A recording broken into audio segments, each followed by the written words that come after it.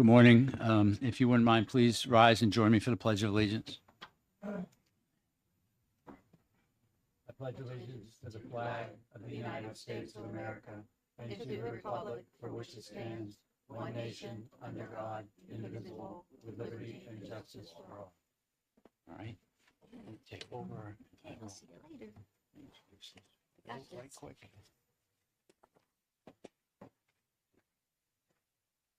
Dun, dun, dun, dun, dun.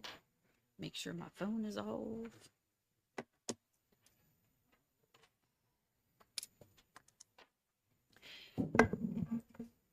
Good morning, everybody. I'm going to open the public hearing for House Bill 62 and invite Chairman Roy to introduce his legislation.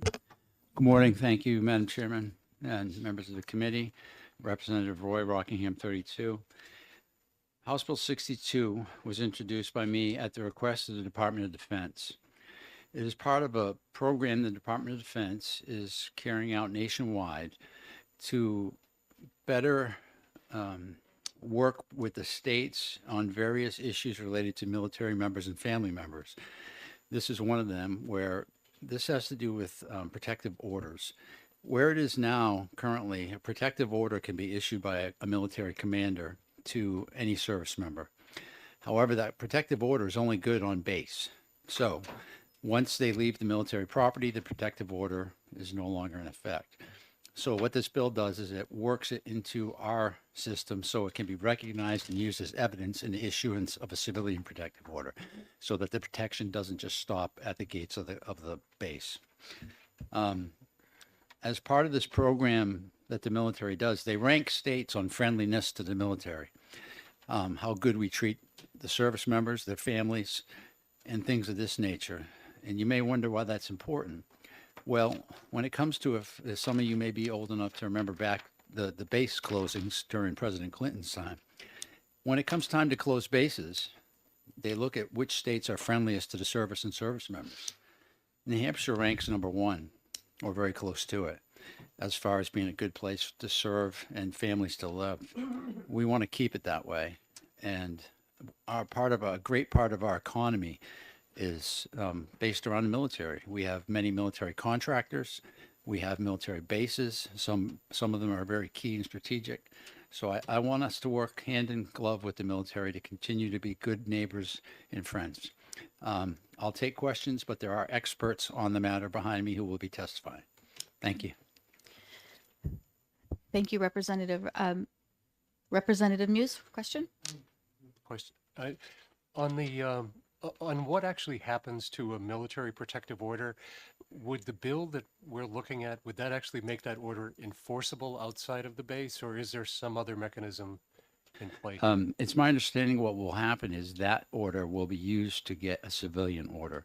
The military, we can't automatically just grant that power, because the way the military works is much different under the Uniform Code of Military Justice. You don't get to, as a soldier, you don't get to say, well, I want to oppose that order, sir. That doesn't go very far. So, Thank you. yep. Representative Lascelles? Thank you for taking my question. Being a Navy veteran, there's always Navy housing that surrounded bases.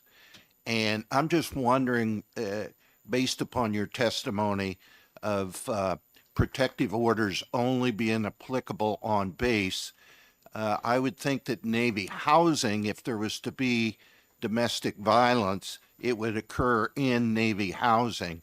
Could you tell me what the current state of the law is, and with this bill, how that would change it? Sure. And keep in mind, everything I say is subject to be corrected by the people behind me. I believe if the military owns that housing, then that order would then be in effect. If it's just rented by military members, I do not believe it would be. So what would happen is the plaintiff would take her military order or his military order, go to our court and show them that, and then request a civilian order that would then be good outside the base. Does that answer your question? Yes. Thanks. Any further questions? All right. Seeing none, thank you very much, Chairman Roy. Thank you. I apologize, but I cannot read this, but Nicole? And it's not your fault I couldn't read it. In all fairness, I have my contacts in, which means I can't see a thing.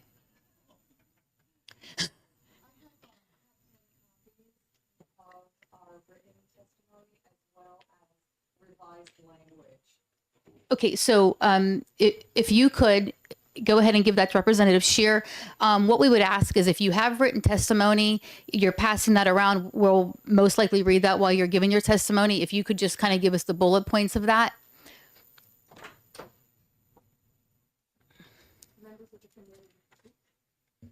Members of the committee, for the record, my name is Nicole Desilets Bixler.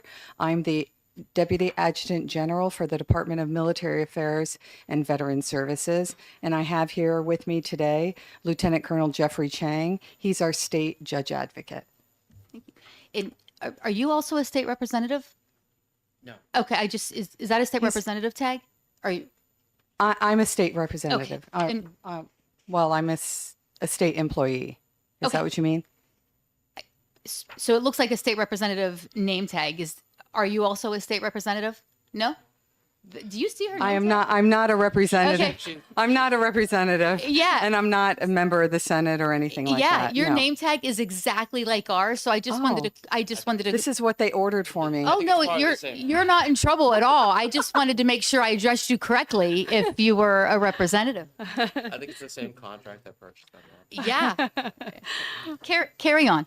Okay, so I'm here today to provide some verbal testimony. In front of you, you have my written testimony, and basically I'm just going to reiterate what Representative Roy has already mentioned, which is really this bill does two things. Number one, it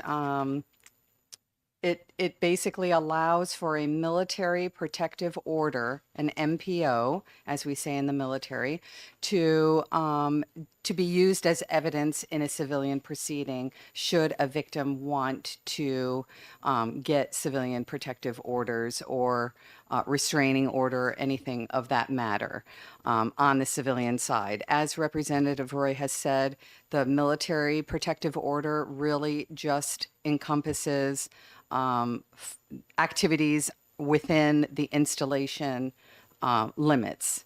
So it does not carry out to civilian communities. So that's what it does. And then number two, the other thing that it would do is the Adjutant General would be able to reimburse travel funds for victims who need to travel to local or civilian proceedings.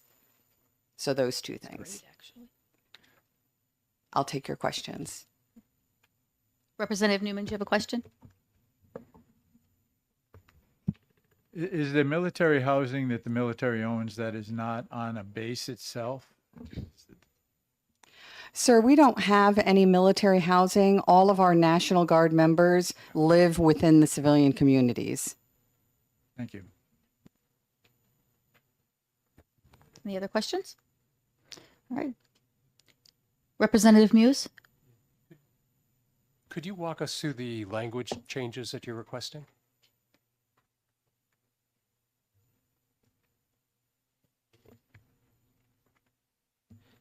And the rationale for them?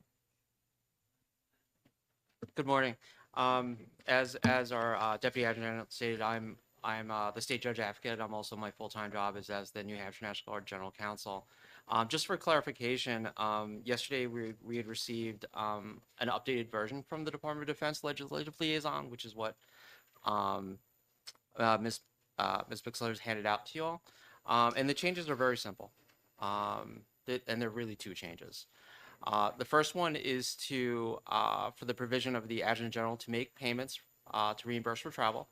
And the second one is that a military protective order will be admissible as evidence in a proceeding. And it's really been truncated down to a page and a half, and is very, very simple and straightforward. All right. I don't see any further questions. Thank you very much. Thank you, ma'am. Kevin Grady.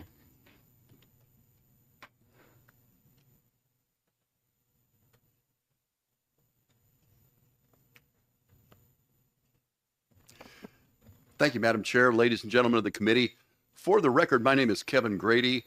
I am a 25-year Air Force veteran, and I am a 27-year resident of the town of Hooksett, New Hampshire. Today, I'm here representing the State Veterans Advisory Committee. And since this is a group that I don't see all that often, and I recognize some faces that I don't recognize, if you will, I want to tell you just a little bit about what we do. We're chartered by State RSA 115:A-8. You can also find us by going through the DMAV's website. There's a link to us and what we do. And we're made up of 20 member organizations. And these member organizations are veteran service organizations in our state that should be familiar to you. Names like the American Legion, the Veterans of Foreign Wars. All of the different services have an advocacy agency. I personally represent the Air and Space Forces Association, formerly the Air Force Association, but now that we've added space, we've added that to our name as well. And I'm also our legislative chairman. And so what happens is when we come up with our 1,000+ LSRs that are going to come before you folks, I look through and I decide which ones have veteran impact. And then we have a meeting, as we did last night, and we discuss the language on them and we decide whether we want to support them or oppose them. And then I come here and I tell you what we've decided. So we do strongly support this bill. There's a list of 10 priorities from DOD about military families. This runs right in there with that idea. And I will tell you just personally, the highlight of my professional life was when I became a squadron commander of a flying squadron. And I always told my folks, it's not my job to do the mission. It's your job to do the mission. It's my job to take care of you and your families. So I spend a lot of my time working people problems. And I think a lot of good commanders, I'm sure Colonel Bixler would tell you the same thing. That's what they view as their highest priority. And being in a military family is stressful. Okay, there's moves, there's deployments, there's dealing with PTSD or medical issues that come back with somebody who's potentially deployed. And protecting our families has got to be right at the top of the list of what we do. It's sad when we have to issue a military protective order, but that military protective order has got to have some teeth with it. You know, it's one thing to be in trouble on base. It's another thing to be able to take that military protective order to a civilian court to help get a restraining order for someone who lives off base, as all of our Guard folks here in New Hampshire do. So we do support this legislation, and subject to your questions, that's really all I wanted to tell you this morning. Representative Lascelles. Thank you for taking my question.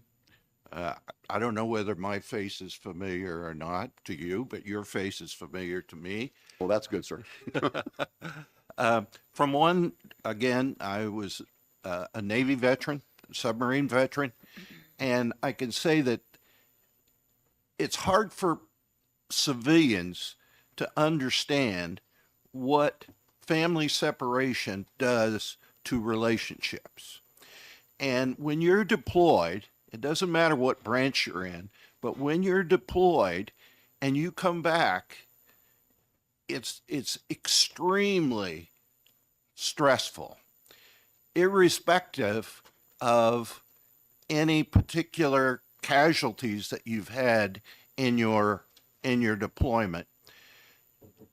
Statistics show that young service people, many times, marriages do not survive just from the stress of that.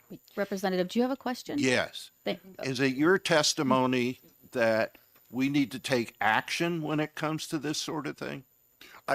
It's my testimony to you that I think that these incidents of especially where it gets to domestic violence are relatively rare, but in those situations where that happens, our highest duty is to protect that military family. And if that means issuing a military protective order and using that protective order to get a civilian protective order because we don't have our own base housing and things like that, where that would carry a little more weight, then we're in favor of that, sir. Thank you. Representative Newman. if a military member in the National Guard in New Hampshire has one of these protective orders against someone who is either, I don't know if it makes a difference, whether it's civilian or military, where would that order be in effect? Just on what kind of places, like that where they have armories and stuff like that? In any property owned by the DOD / the state National Guard, any property there, it would certainly apply while they're there. And in another circumstance, and you have to understand that some of this is trying to get common language in all the different states. And so like places that might have housing on base where someone could live, then these things would carry more weight than they do here in New Hampshire, where we don't have our own housing. So it's hard for us to control what happens when that person leaves the base and goes home. It will be easier if this legislation passes and this is used now. My military protective order that I would give, say, as a commander, would now be used in a civilian civil court to get a restraining order that would carry a little bit more weight. Thank you. If I just may ask a question for clarity, would this work both directions? So if the perpetrator was in the military and the victim was not, and then, or vice versa, if the victim was in the military but the perpetrator was not, would that not? I guess if the victim was in the military. Never mind. I answered my question as I asked it. Okay. Thank you, Madam Chair. I see it now. Representative Newman? We might benefit from an answer to that, because I was going to follow this question. How does it work on civilians and military? If you want to pose that, or let me pose it. Do you want, I think that at times like these, the reason that we have judge advocates general and lawyers are to answer this kind of question. So let me well, welcome back. See, there's a reason for lawyers, right? exactly. So, We'll debate that later. No, I'm just kidding. Yeah, I know. I'm in support. I'm in full support of that, for the record. For clarity, military protective orders can only be issued against offenders or perpetrators that are military. Okay. Okay. So the offender has to be in the military. The victim, it's irrelevant if they are, if they're not. That's correct. Thank you very much for clarifying. Yep. Representative Gathright? Do you know if what you're asking for New Hampshire to do is in any other state? I don't know. It may be in the DOD liaison written testimony that was sent to the committee chair. Okay. I don't have that printed out, unfortunately. I could look at it on my phone, but it would take years All right. to look through and find it. But Well, I just thought that maybe in your research or something, you might have came across that maybe Mass is doing the same thing, or New York or somewhere. So just asking. I don't. No problem. Again, Okay. Thank you. let me when we're done here, I will email the DOD liaison officer and ask her to provide the committee with that answer. Thank you. Thank you. Thank you. Thank you. They could actually email the entire committee that answer. Okay. Thank you very much. We also could, we have a committee researcher that would be able to help us if you guys weren't able to find it quickly. Okay. All right. See no, Representative Murphy? Thank you. Thank you for taking my question. Just two related questions, if I could. I wanted to know the financial assistance that's referenced in in this bill. Is it just for victims if the victims are military, or is that for any victim if the perpetrator is military? I think that's intended for victims who are not military. I think it's intended for family members, but any victim. Okay. Okay. And may I follow up? Follow up. Thank you. And the second question is, who are those funds issued from, and where does that money come from? Thank you.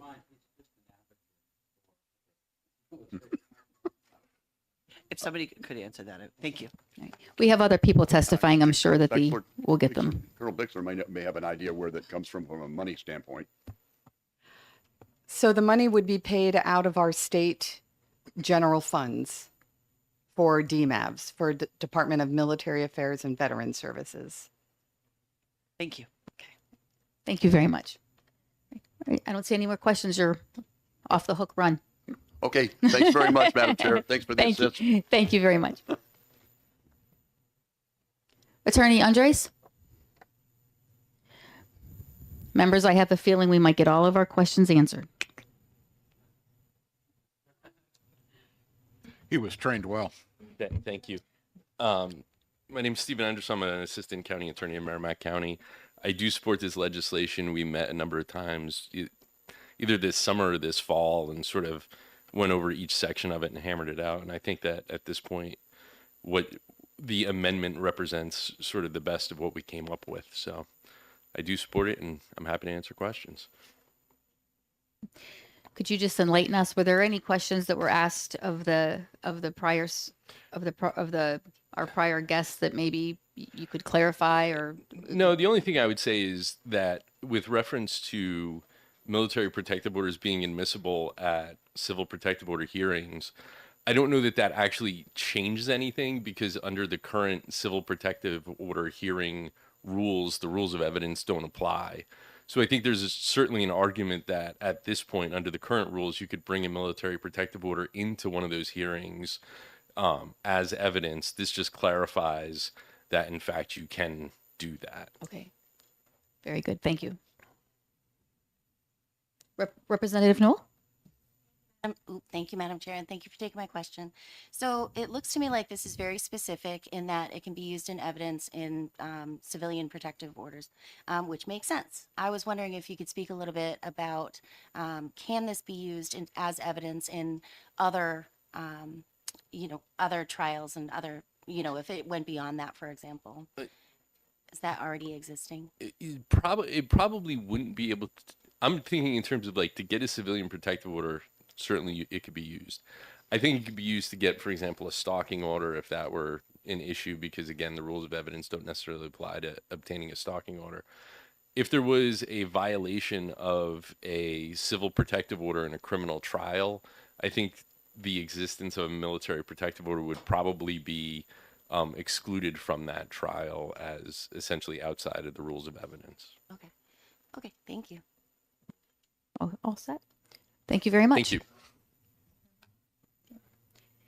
Pam Kylik?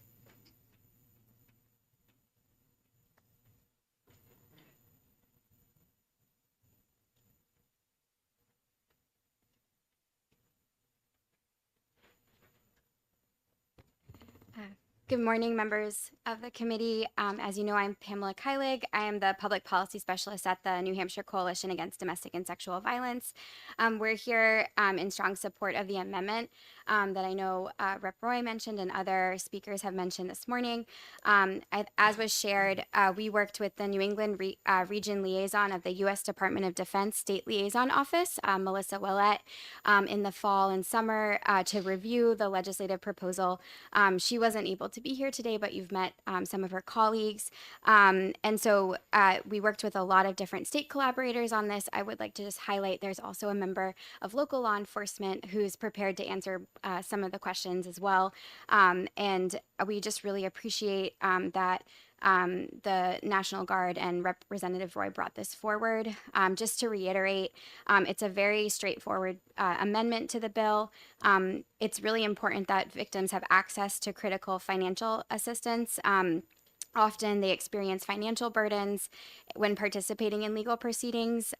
This can include loss of housing, healthcare, childcare, financial support, and other benefits. So this provision will help offset those costs by allowing victims who engage in the court process to be reimbursed for related travel expenses. So very straightforward. And then secondly, with the military protective order definition being added to RSA 173B. Again, this is just very helpful to help bridge the gap really between both the civilian and the military area when it comes to protecting victims. everyone in the state who experiences domestic and sexual violence should have protection, and we just want to make sure we have the adequate tools in the toolboxes to do that. But I definitely would defer further questions on the local jurisdiction aspect of that to Captain Clark in the back. So please support the OTP on HB 62, and thank you all so much for being here this morning. Very good. Thank you very much.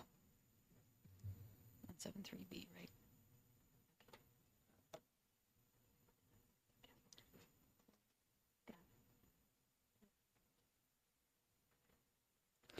I'm just going to go with the first name Clark. Gaphard. Gaphard? Is it Gaphard? Yes, ma'am, Gaphard.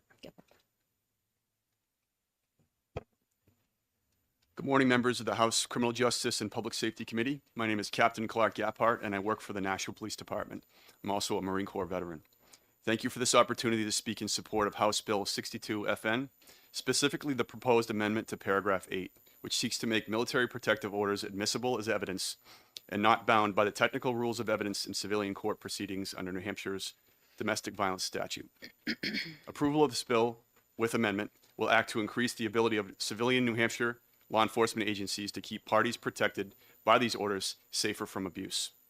Additionally, this bill will help bridge the gap between military and civilian justice systems, providing a more comprehensive and cohesive approach to safeguarding those at risk.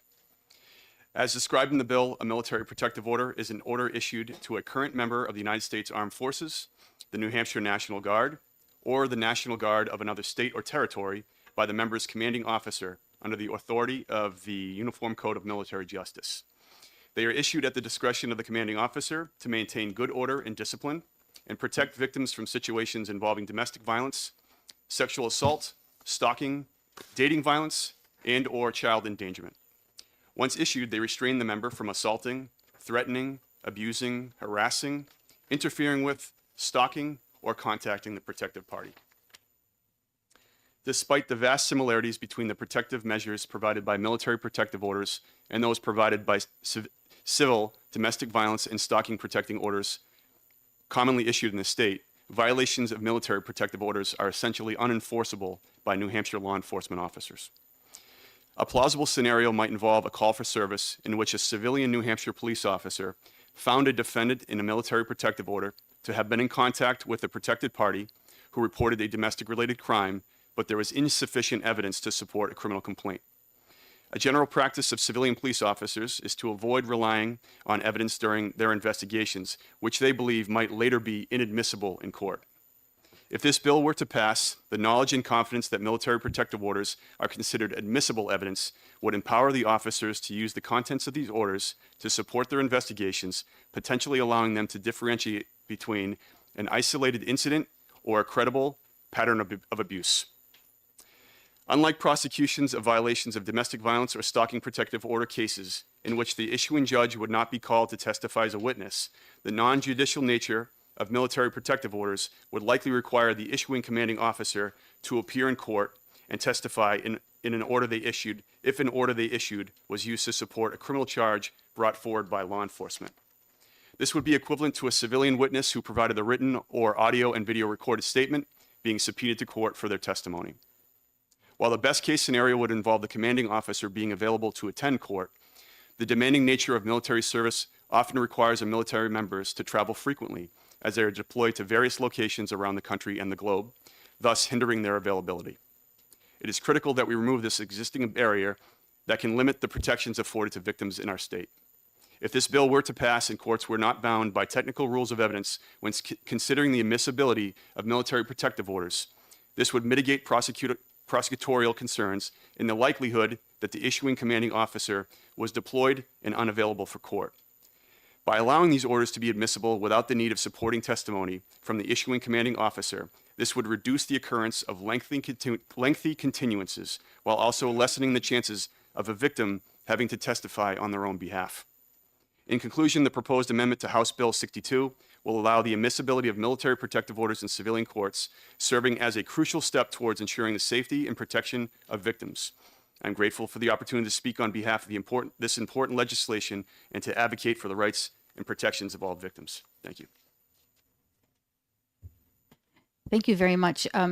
Do you happen to have a copy of your testimony? Because you said a lot of things that I actually wanted to write down, but I didn't want to I can stop give you you. my copy. Well, just thank brought you very one. much. You I'll can have take you mine. up on that. Representative, are you okay to answer a few questions, course, yes, ma'am. Captain? Representative Shear? I'm a little confused now. Our Attorney Enders said these military protective orders would not be admissible in proceedings where the rules of evidence applied. They'd only be admissible at proceedings like a victim seeking a protective order where the rules of evidence don't apply. So I may have misheard you, but I thought you suggested that we don't want, this will allow us to call witnesses, to submit the report in circumstances where otherwise we'd have to wait to get the individual there. That would include criminal case. So let me simplify the question if I can. Is it your understanding that this proposal would allow military protective orders to be admissible at a criminal trial? I'm under that impression. Hopefully I'm not wrong. Yes. Okay. I'm under a different impression, but We'll look into it. Anybody else? Good. Representative Gathright? Thank you, madam. Were you representing the chief of police, or you representing yourself? I'm here as a member of the Nashville Police Department. National Police. Okay. Yes, ma'am. Just wanted clarity with that. Thank you. You're welcome. Okay. Seeing no further questions, thank you very much. Is there anybody else here wishing to testify on House Bill 62 that has not turned in a pink card? Seeing none, I will close the public hearing. Yes. Representative Murray, would you like to join the discussion?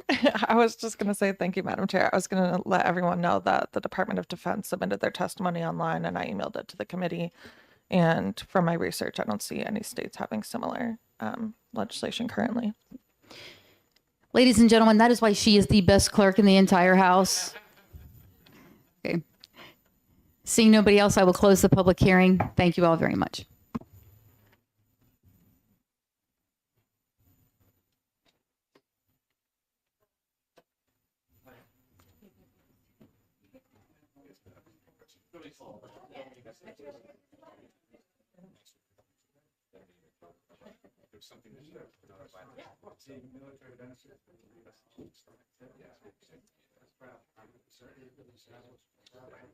Kevin, can I have a word? Yes, sir.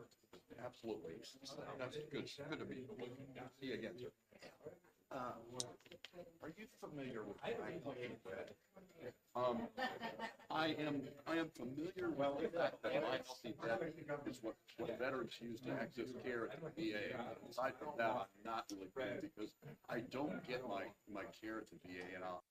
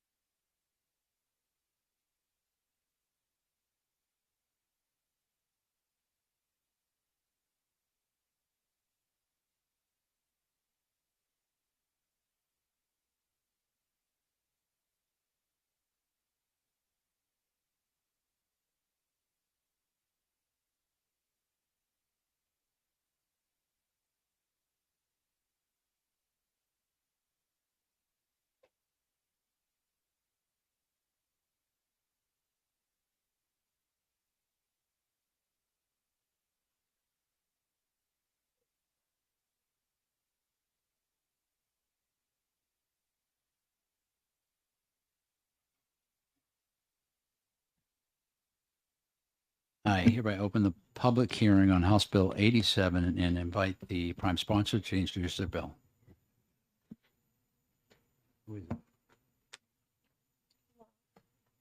Is Representative Love here?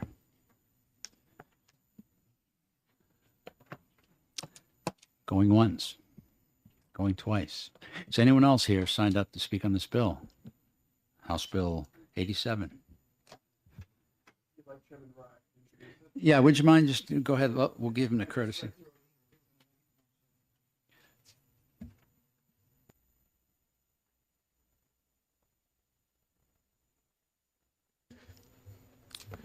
Good morning, Chairman Roy and members of the committee. I'm Representative Saborn D. Chouanier from Rockingham District 30, introducing HB 87FN, prohibiting the posting of land not owned by the poster. Prime sponsor is Representative Love. He is absent today. So I read through this real quick, and it's basically don't post signs on property that isn't yours. And if you do that, that's a misdemeanor. That's Would you say, based on your reading of that bill, that it really is meant so that people don't post no hunting or trespassing on other people's lands so as not to let hunters go hunt there? I'm not a hunter myself. I don't know. I mean, I could conceive that somewhere out there that behavior is probably occurring, but looking at this from a private property rights perspective, it seems pretty cut and dry that folks who don't, if you don't own that land and you're not authorized to post signs on it, you shouldn't be posting signs on private property that's not yours. Very good. Thank you.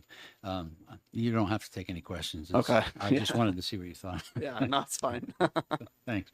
Anyone else want to testify on this bill? Seeing none, I hereby close the public hearing. Next public hearing starts at 11:15.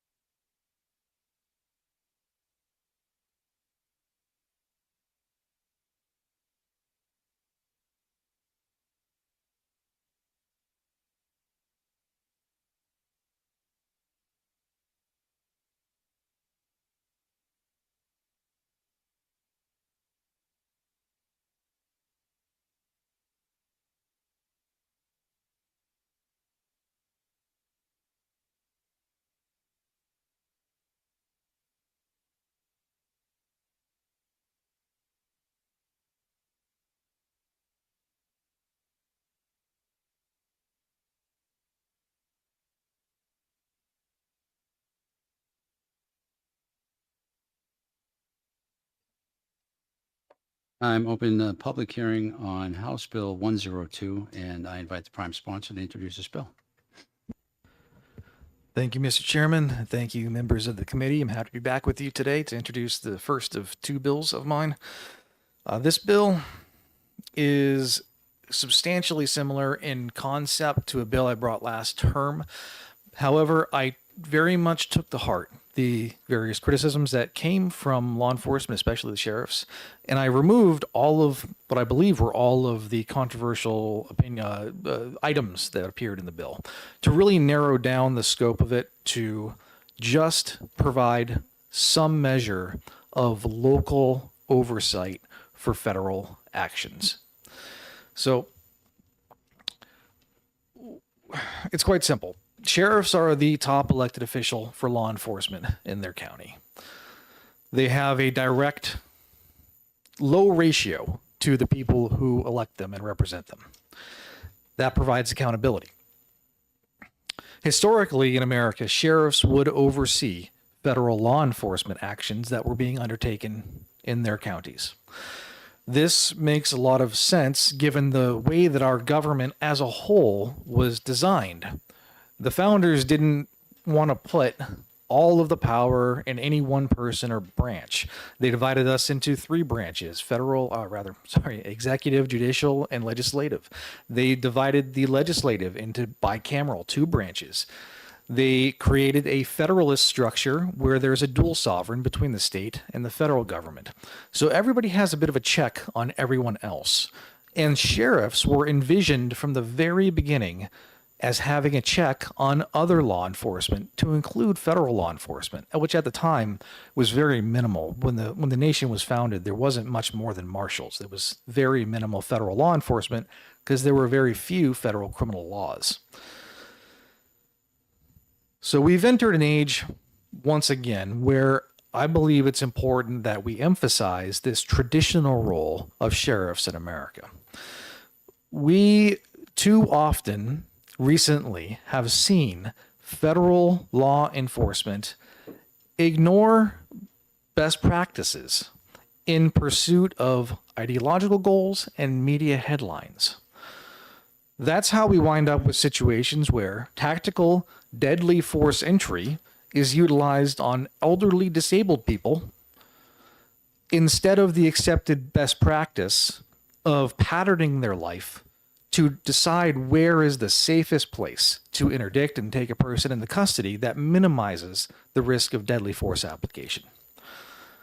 It's how we wind up with full federal tactical teams pointing loaded rifles at the children of pastors for non-violent misdemeanor offenses. We've now seen large numbers of federal law enforcement placed on leave or terminated under this new administration for malfeasance and for political targeting of dissidents. While I very much hope we are entering into a period of reprieve, we can't rest on our laurels. We should provide a local elected law enforcement presence at federal police actions in the state to observe and just ensure that best practices are followed and the rights of our citizens are respected. And to answer a question before it comes up, because it was brought to me a couple times, does this apply to ICE? Because that's obviously a big policy under the new administration as well.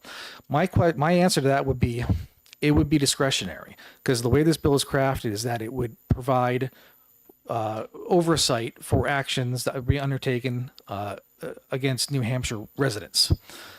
And there is no legal mandate that an illegal alien would be considered a resident. So it would be discretionary at the sheriff's, of course, discretion. So with that, I am happy to take questions. Thank you.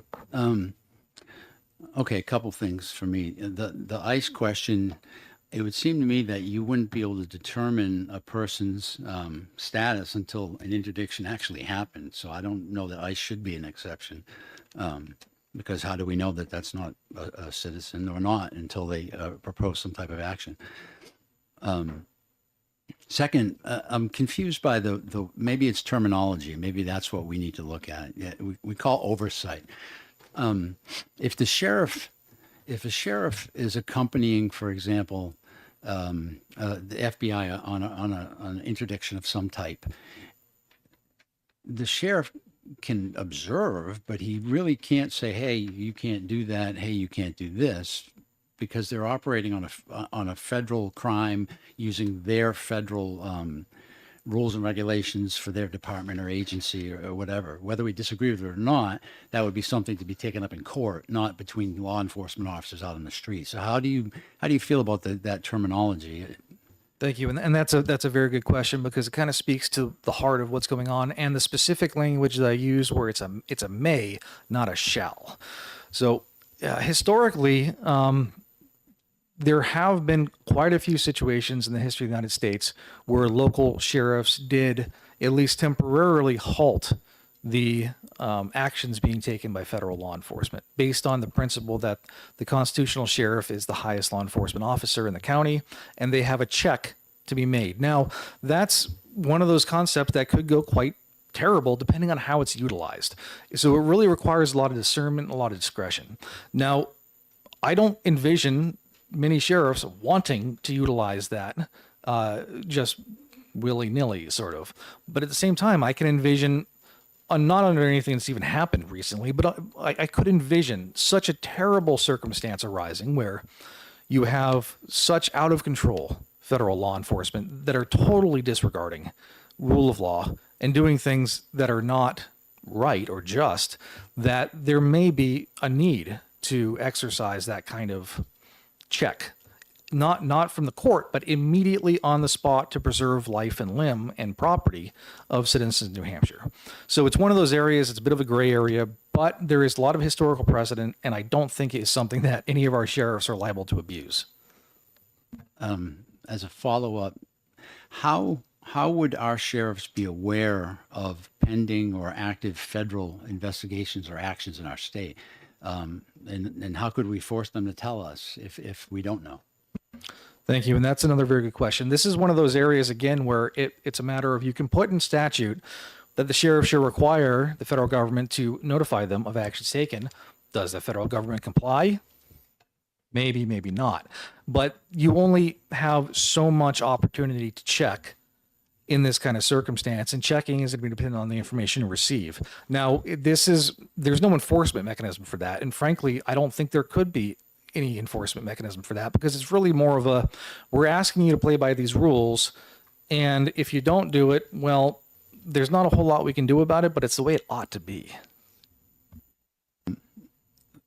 Finally, for me, so you said there's historical precedent. Do you have historical cases that any court cases at all that where a sheriff was able to use any kind of interdiction against the federal government? I don't care how old it is, if it did it as it happened. Thank you. I would be happy to do a bit of research and see if I can provide any court cases. I don't know that, because what we're talking about here is actually on the spot immediate action being taken by law enforcement without court involvement. So whether there would be court cases that specifically outline that, I don't know. I'd be happy to provide cases where the sheriffs did take measures to stop something, and I will look for any court precedents. Yeah, definitely, because as far as I know right now, the current situation is federal takes precedent over state, and that's generally what happens. They come in, if there's two crimes, and it's, for example, if there's a kidnapping, it may be a state charge, and it's also a federal charge. The feds can exercise jurisdiction and just take it, and that's the way it is. But yeah, if you have research, I'd be happy to hear it. Representative Scher. Are you aware of the circumstance during the civil rights era where the federal government, federal law enforcement officers came into southern states to enforce federal law over the objection of the sheriffs? I am vaguely aware of the circumstances where, in some cases, National Guard and FBI and marshals especially were utilized to do things that were being opposed by states. And that's really a good example of the check that I was talking about, but in the opposite direction, because there's a check going up to the federal level. There's also a check from the federal level going down to the state level, especially under the 14th Amendment for equal protection. Thank you. Representative Newell. Thank you, Mr. Chair, and thanks for taking my question. So I'm looking at kind of what this would actually entail for sheriffs, because it says that they would have a non-participating. Sheriff's deputies shall have a non-participating presence in addition to participatory. So essentially, what this says to me is that they are expected to be at any and all, at least in a non-participating capacity, to be at any and all federal action in our state. And so I'm wondering about, if you have any statistics around how often that happens, not only because that would be a heavy lift for the sheriff's office, but it would also be a heavy lift on behalf of our counties to fund that extra presence. Thank you for the question. Yes, there would be a increase in need for some personnel in some cases. I don't think that would be a dramatic increase. First of all, the rate at which these federal actions are happening is not the same as the rate at which state level actions are happening within the county. It's not happening as much. Beyond that, oftentimes you're going to find that local law enforcement, including sheriffs, will already have a presence at a lot of these things, even though it's usually a participatory presence. So what this would do would be to perhaps reevaluate that concept and say, well, do we want to have a participatory presence and also a non-participatory presence, or just a non-participatory presence there? Because I think it's important to have that oversight, somebody who's not directly and actively involved in the action to exercise a sort of objective and non-tainted judgment of the circumstances. Can I follow up real quick? Follow up. I just wanted to, because one of the things that I was thinking about in order to kind of envision exactly what kind of lift it would be, in expense, is do you have any statistics around how many actions, say, on an annual basis happen in New Hampshire currently? Thank you for the question. I don't have those statistics in front of me. I'd be happy to do a bit of searching and see if I can find something. I don't know how easy it's going to be to break out the differences between, I suspect the overwhelming majority are going to be ICE or CPB related, which would be discretionary under this. So I don't know if it breaks it out so I can look at just FBI, ATF, other actions, but I'll try. Okay, thank you. You might want to look at a call to the U.S. Attorney for the District of New Hampshire.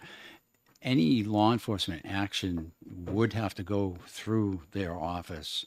So they theoretically, whether they would tell you the time of day or not, I don't know, but theoretically they would collect that information, I would think. I think it is that Representative Newell's question is very key to the matter as far as expense goes. You did say, though, it's discretionary. So if the sheriff says, okay, they're just doing a simple warrant, I looked at it, this guy's a felon, do they have to go on that? Thank you. Yes. So the discretionary aspect was regarding actions that would be taken against non-citizens. So it would not be discretionary as far as actions taken against citizens, or as you earlier mentioned, unknowns. If we're exercising an unknown action, then that would apply to that as well. But if, for instance, there was a detainer or something for an illegal immigrant, it would not necessarily apply. It would be discretionary in that case. Does the bill say the sheriff or his designee, or just the sheriff? It is suggesting that it could be the sheriff or the sheriff's deputies. So he could, so he could send, he or she could send deputies, not necessarily be there himself. and there's no amount, so they don't have to send 10. One is fine. Correct. All right. Thank you. Any further questions? Representative Lascelles. Thanks for taking my question. Are you aware of any other states that have similar legislation? Thank you for the question. I'm not aware of any other states that have similar legislation such as this. I am aware of some other states, including Idaho and others, that have practices such as this in place, where they try to accompany federal actions to observe. Representative Newman. Thank you, Mr. Chair. Thank you for taking my question. On line 4, you make the following deletion: the provisions of the Constitution of the United States controlling in any and all acts of Congress enacted in pursuance thereof. And I believe that this talks about extradition and says, well, could you just explain why that was taken out? I believe we're going to the and next what it bill. was replaced with. I believe that's the next bill we'll deal with at noon. Okay. Seeing no further questions, thank you. The chair calls the Honorable Timothy Horgan.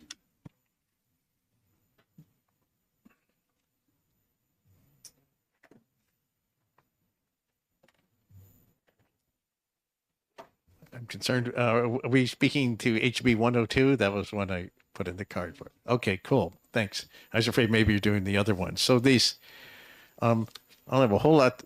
I don't want to go into a whole lot of detail about this, but the county sheriffs have fairly limited powers, and I guess we are adding a power to it. And there's a good idea behind it, but I think this is something to be more appropriately that the Attorney General should be doing of the state.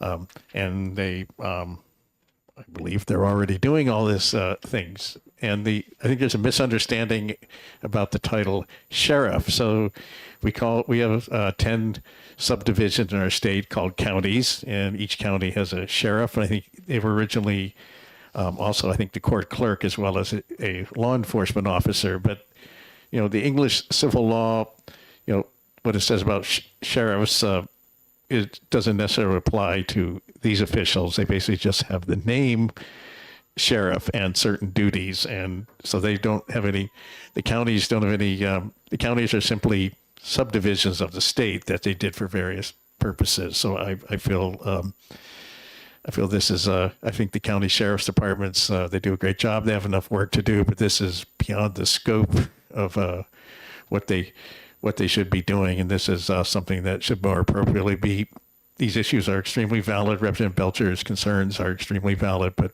this is something that should be addressed as a state issue, not by the sheriffs.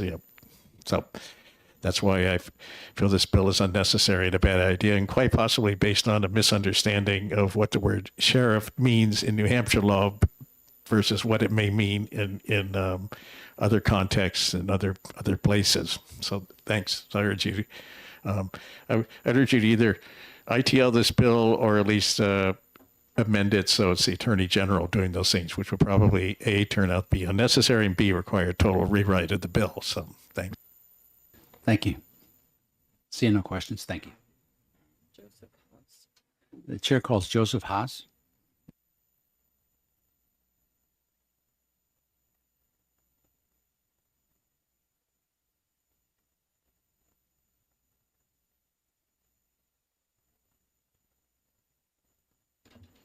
Good morning, Mr. Chairman, members of the committee. My name is Joe Haas. I live in Gilmanton, and I did put through the portal a summary of what I can summarize verbally now is that the bill is mostly for something to happen rather than after the fact. And I gave an example of the Greylord case out in Chicago where the FBI went in to investigate crooked judges in the county. And if he or they, FBI, were to notify the sheriff, he might have been in cahoots with the court clerk or whatever. So I think this bill should be reworded maybe to deal with after the fact matters that you, Mr. Chairman, noticed or said something about, well, if somebody is disagreeable with what went on, they can always go to court. But let me tell you a little story about going to court on the Ed Brown case. I presume some of you know about that. Case number 05 for 2005-C for civil 033. He went on the offensive to go after Thomas Colantuno, who was the U.S. attorney at the time, who became an executive counselor. I talk with him occasionally, chit-chat. We never get down to brass tacks, though. And in that case, what happened was the U.S. attorney, somebody mentioned him earlier, went in to the clerk and said, we're going to remand this case to us. You're going to transfer it to us. And the clerk obeyed. And I found out Title 28 U.S. Code 636C1 says yes, on a civil case that can be done, but only at the consent of both parties, which were never done. So then it escalated to a criminal matter, and then almost somebody, Stephen Mornier, the U.S. Marshal at the time, wrote a book on it. It's probably for sale over at the bookstore. I invited him here today. I sent him an email. He didn't reply, though. But I did contact his publisher, and I sent various emails. I gave you A, B, C, D, E, and F. You have printouts there in front of you. And the publisher says, "Stop sending me all these emails. I get enough of them." I said, "Sure. That's fine with me." I didn't tell him that, but I stopped. And so there are incidents in there that I won't go into detail now. But if you want to get the history of some of this stuff, I've been dealing with the federal government ever since 1983. When Red Beckman came to town running for president, and I used his book on the case at the U.S. District Court, and that's when Shane Devine was the chief judge there, and I won the case. The IRS wanted money out of me on my landlord tenants, and Red Beckman says, "Oh no, that's an investment. That's not a business. So business tax is different." But I don't want to bore you to death with all this stuff. I just thought that. Just like in a previous bill that came to this committee from Representative Mike Brewster of Pittsfield, I had a problem with, I was helping out Ed Brown on his homestead, RSA 480:1 through 9 and 511:2, tools of your trade. And I read about Nathan Clifford. He was born in Rumney, became a U.S. Supreme Court judge. He said the thing to do is if somebody owes some money, you squeeze them down to half their freehold, estate, or homestead, and have them work from there to pay off the debt. And that wasn't done in this case, in the Ed Brown case. I tried to, I knew Ed before he went to court, but I didn't know the thing was happening until halfway through. An ounce of prevention is worth a pound of cure. So, I just give out free legal advice, because I've been through the school of hard knocks. And the bottom line here is, well, let me back up. On that case, his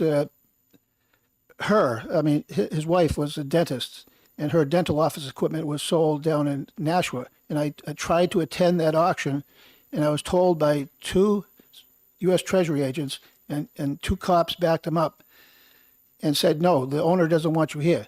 And I said, "No, this is a public auction. I'm a member of the public." "No, you're not invited." And so I sued the trucking company in court because of that. But the secretary said, "Oh no, he never said that." So it was the U.S. Treasury agents who lied. They were in contempt of court. The judge ordered a public auction, and I tried to get something done, but nothing. The police commission down there, I went to them. There's check and balance in the system, and the system doesn't work. RSA 444:3 and 6. You're supposed to post it and file a report afterwards, and neither of them was done.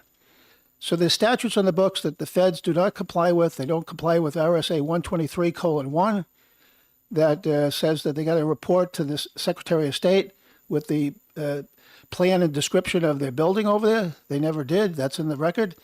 In Florida, they have to report to the governor's office.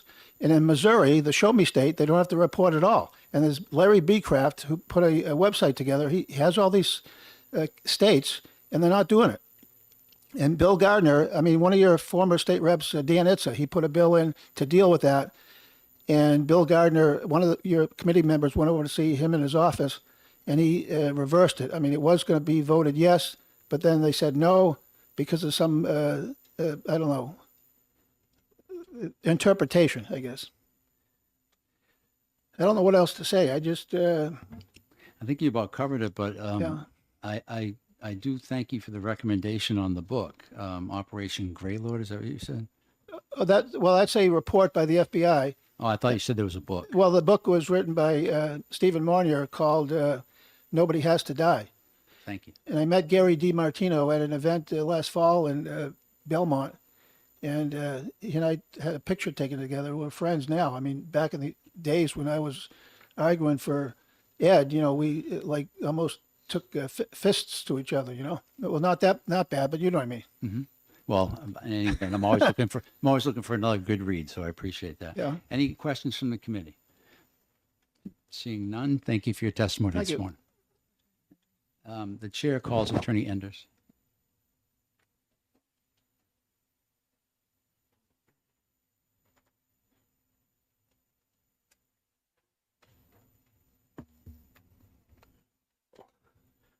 Good afternoon. My name is Stephen Enders. I'm an assistant county attorney at the Merrimack County Attorney's Office. I do see House Bill 102 as being problematic for a couple of reasons.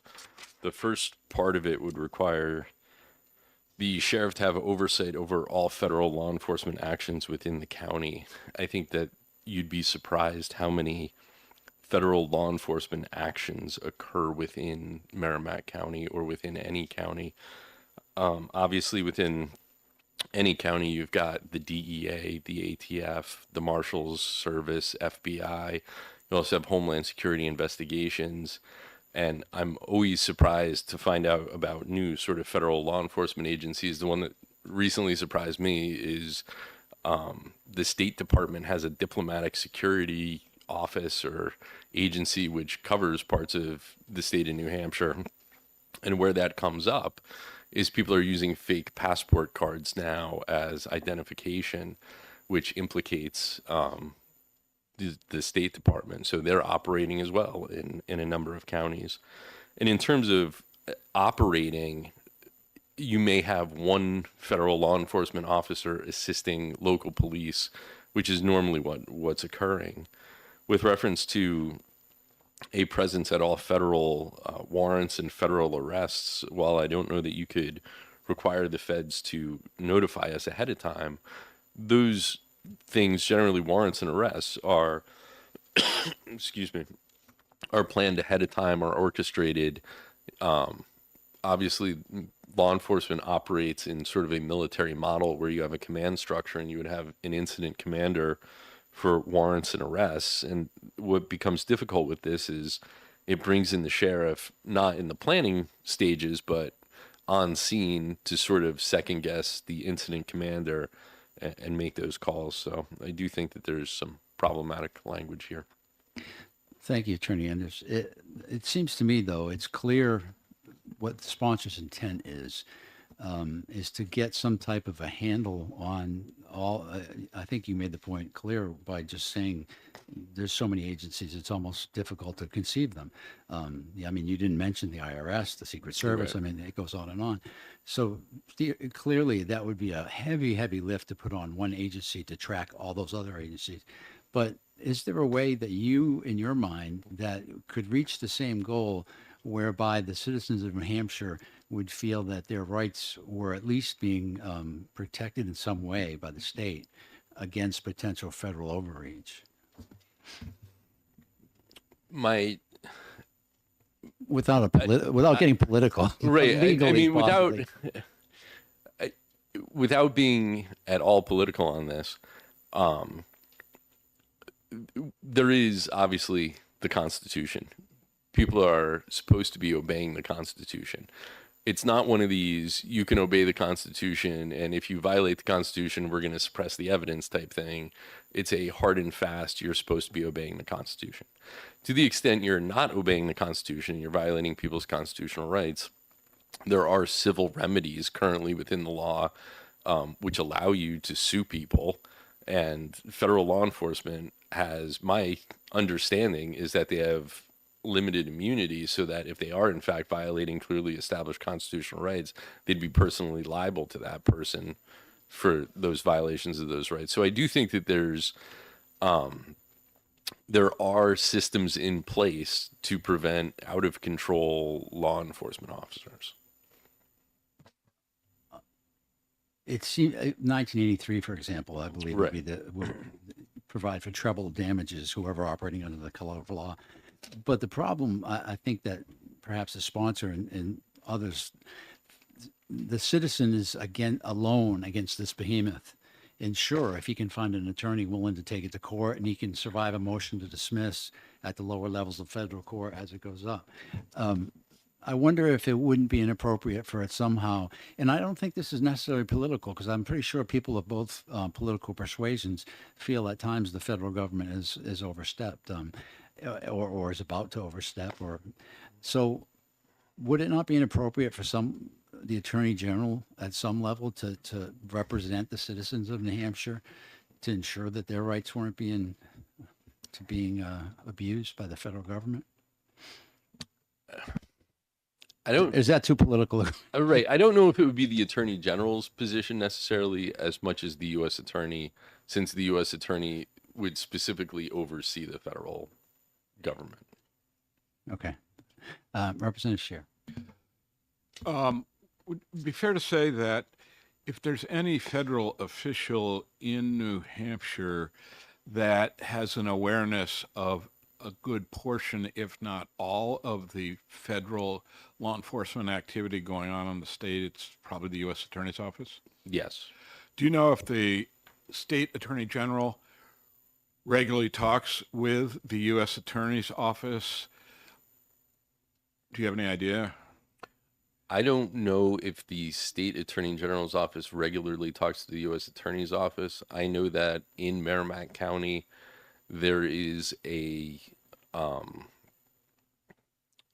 don't know that it's monthly or bi-monthly investigators meeting, and it's not uncommon at the investigators meeting for representatives from the Attorney General's office, as well as the U.S. Attorney's Office, as well as federal law enforcement, the Sheriff's Department, local law enforcement investigators. We all get together and talk on a regular basis.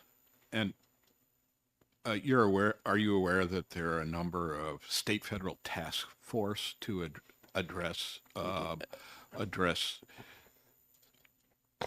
would I call state federal issues? Absolutely. In addition, a lot of state law enforcement officers are assigned to federal task forces, as we call them TFOs, or task force officers. So, for example, the U.S. Marshal's office may have 5 people there.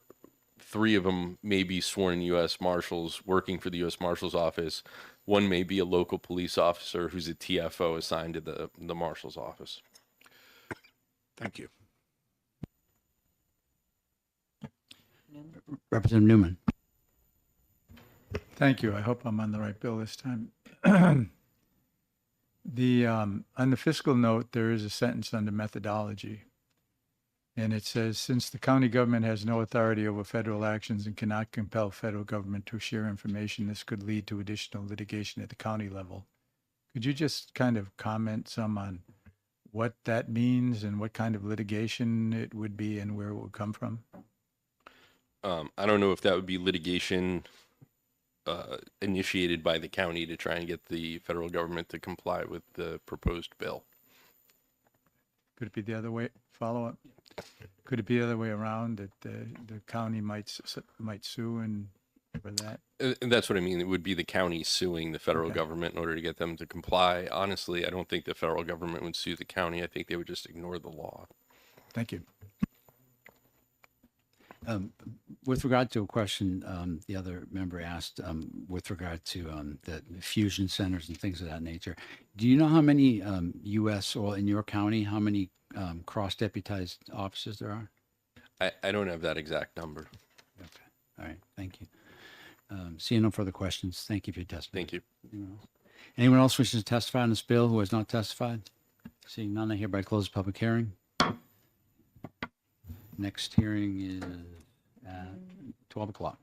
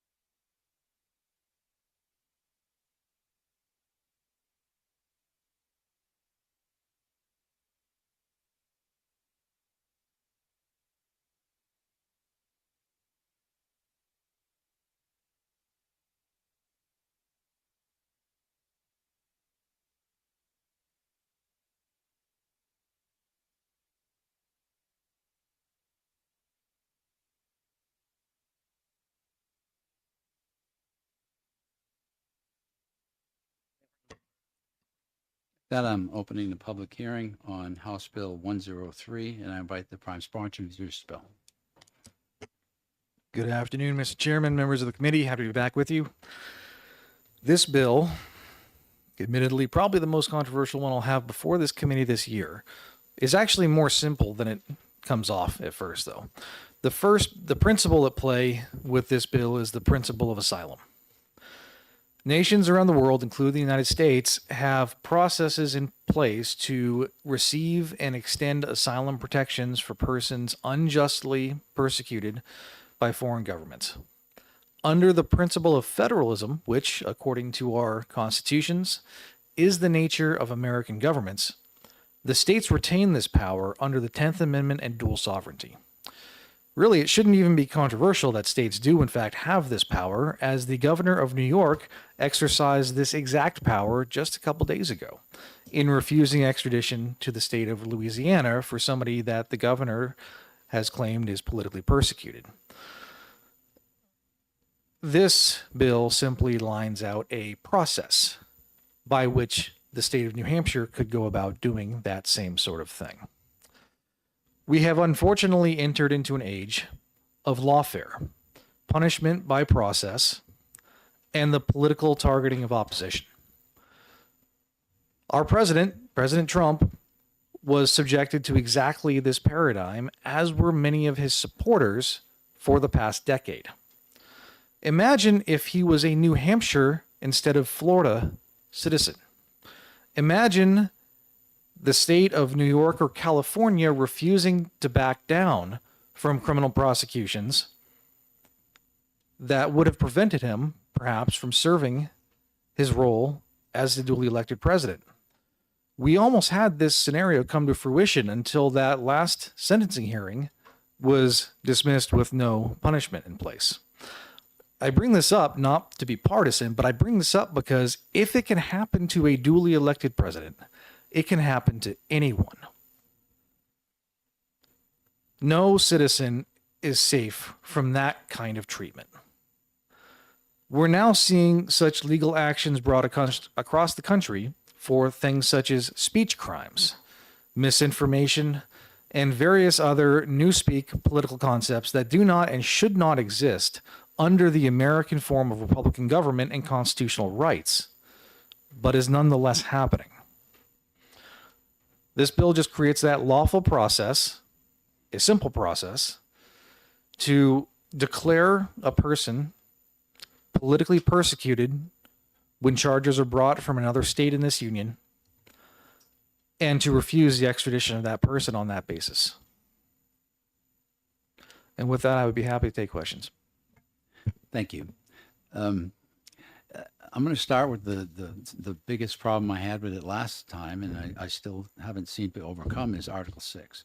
How, it's Article 4 of the Constitution, the full faith and credit.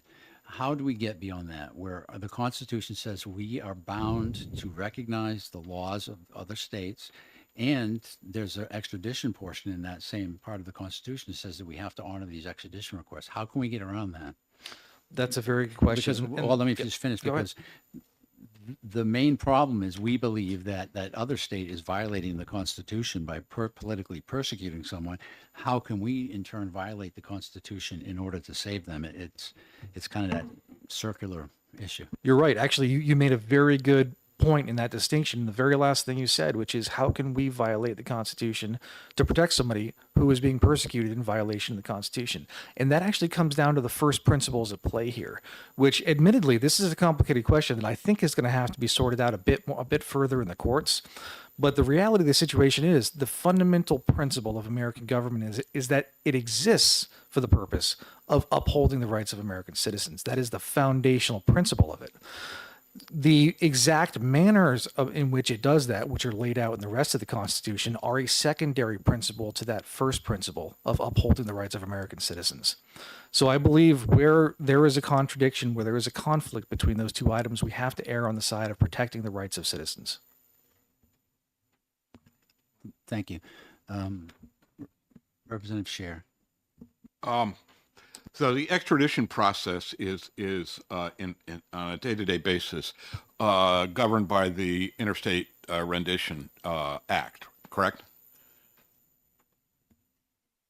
No, the extradition process is governed under New Hampshire law, which is, give me 1 second. Which to is pull it up. which is in accord with the Interstate Rendition Act. It's a uniform act that is in place around the country between states. I'm a little confused. Are you suggesting that New Hampshire extradition is governed not by state but federal law? Yes, New Hampshire. Well, both. New Hampshire extradition is in accord with the Uniform Extradition Act, which every state has agreed to. It flows from the federal extradition clause. So are you aware of that? I'm aware of federal law that exists on this subject, but as you just said, all the states have agreed to that under the current paradigm. There's nothing saying a state cannot, as the governor of New York just did, rescind in that agreement in part or in whole through its own state law. And it's Follow-up? I'm sorry. And do you understand that it's currently the case that the governor of New Hampshire can refuse to extradite somebody for whatever reason she chooses? That's the current state of the law under the extradition compact. This would, at least in part, bring state law up to that exact same standard. Yes. Well, it's already the case that under the Uniform Extradition Act that the governor has of the extraditing state has the authority to not extradite somebody for whatever reason. Thank you. I think the confusion that we're getting at here is what's controlling. Federal law is not controlling of state government. State law is controlling of state government. So if we were to bring state law in conformity in that manner by prescribing that process for the governor, there would be no conflict there with the federal law, from what I'm understanding. For the purposes of clarity for the committee, Representative Scher, is it your position that current federal law says that any governor who's a party to the agreement can refuse extradition for any reason? That's both federal and state law. And in the state law. it And says- in the Uniform Extradition Act. Which is the federal law. Well, it's a law agreed to by all the states. It's a compact, if you will. Yeah. Okay. So, but the current statute in New Hampshire does not specify that the governor can refuse, does it? I haven't read that, but that's my understanding, that the governor has always had that power. Okay. All right. Thank you. Representative Newman. Oh, wait, hold on a second. Representative Rhodes. Thank you, Mr. Chairman. Thank you for taking my question. I'm looking at the line 9. Can you just, it might already be a process that I'm not aware of. What would it look like, or how would this work where it says affirmed by the majority vote of the House of Representatives? How would that be executed? Thank you for that question. So it prescribes two methods by which somebody could be essentially receive asylum under state law. One method would be the governor. The other method would be a majority vote of the House, and that would be a simple motion in the House to move and a vote. That's all it would take. Thank you for the follow-up. So how would the House of Representatives become aware of this? Somebody would have to obviously make a motion, but I'm confused on, is that person contacting, say, you, and then you're bringing the motion to the floor? Thank you. It just like the privilege that exists under our current rules and Mason's rules, any member would simply be able to bring a motion to that effect and have it voted on. This just made me think of a question. So if we were to enact this, and if every other state were to enact this, obviously it would lead to bedlam. So what is your goal at that? Because somewhere there's a goal to get someone somewhere to say, okay, something has to change. Thank you. I don't know that it would lead to bedlam, because as has already been made very clear, this is a provision that exists in federal law that can be refused, and it's not very often utilized. This is really forward-looking. It's not looking at anything that is occurring right this moment. It's forward-looking based on the current legal environment where there is lawfare being pursued outside of the bounds of what we would consider normal constitutional law, especially for things like speech crimes, where we've seen people persecuted for so-called misinformation, which is just things that people disagree with on the internet. Stuff like that. Thank you. Representative Newman. I don't have a question. Thank you. Representative Newell. Thank you, Mr. Chair, and thanks for taking my question.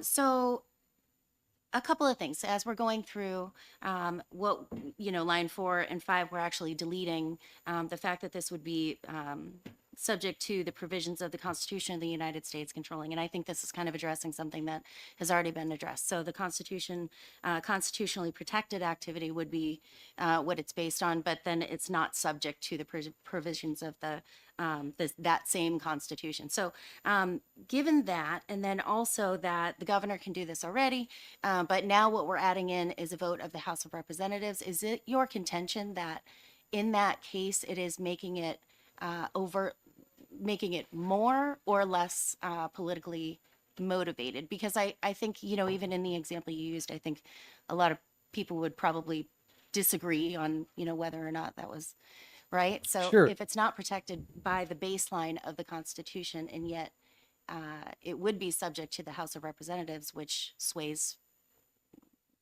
Thank you Yeah. for the question. Actually, I think there's a couple questions in there I'd like to break out individually. So first, there's a question of the deletion of that little line in here about the provisions of the Constitution and acts of Congress.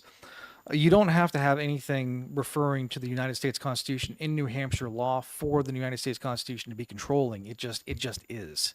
So that wouldn't actually have any direct effect. It's really more important that we look at the acts of Congress part, because as we've already seen with a little bit of controversy that has occurred between state and federal law, state law controls for what is occurring in the state, not federal law. So it creates a little bit of a weird situation where presently the language in statute is confusing because it suggests that acts of Congress enacted in pursuance thereof, therefore it gives the authority to Congress for the state extradition, but at the same time it prescribes a duty underneath it that really eliminates the possibility of a governor declaring somebody not for extradition. So it's confusing as it currently exists.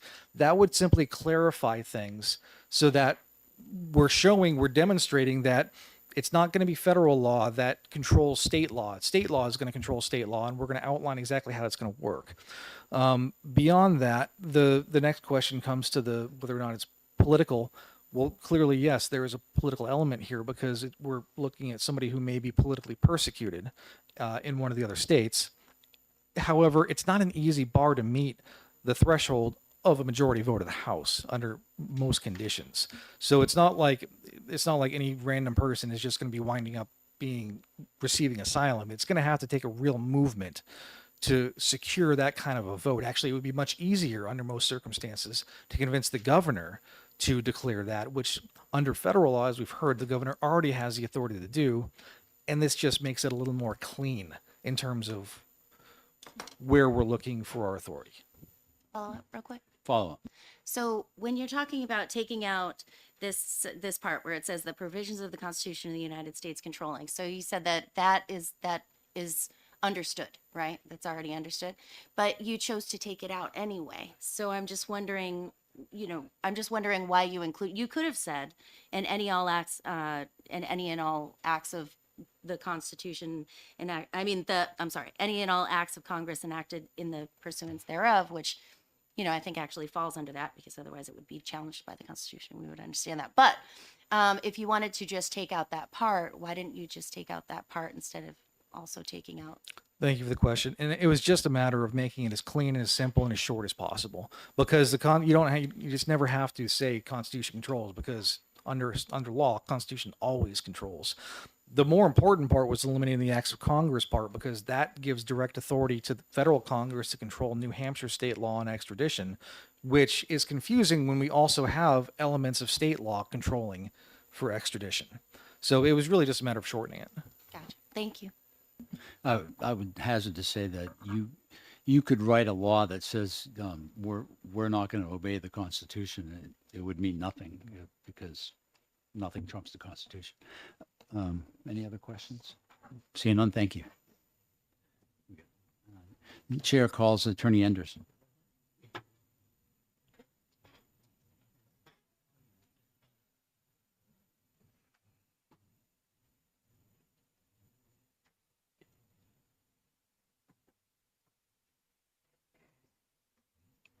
Good afternoon. My name is Stephen Enders. I'm an assistant county attorney in Merrimack County. I do think this bill is problematic as well. As Attorney Scheer said, there is a state law, which is the Uniform Criminal Extradition Law. It's New Hampshire state law. It's New Hampshire RSA 612.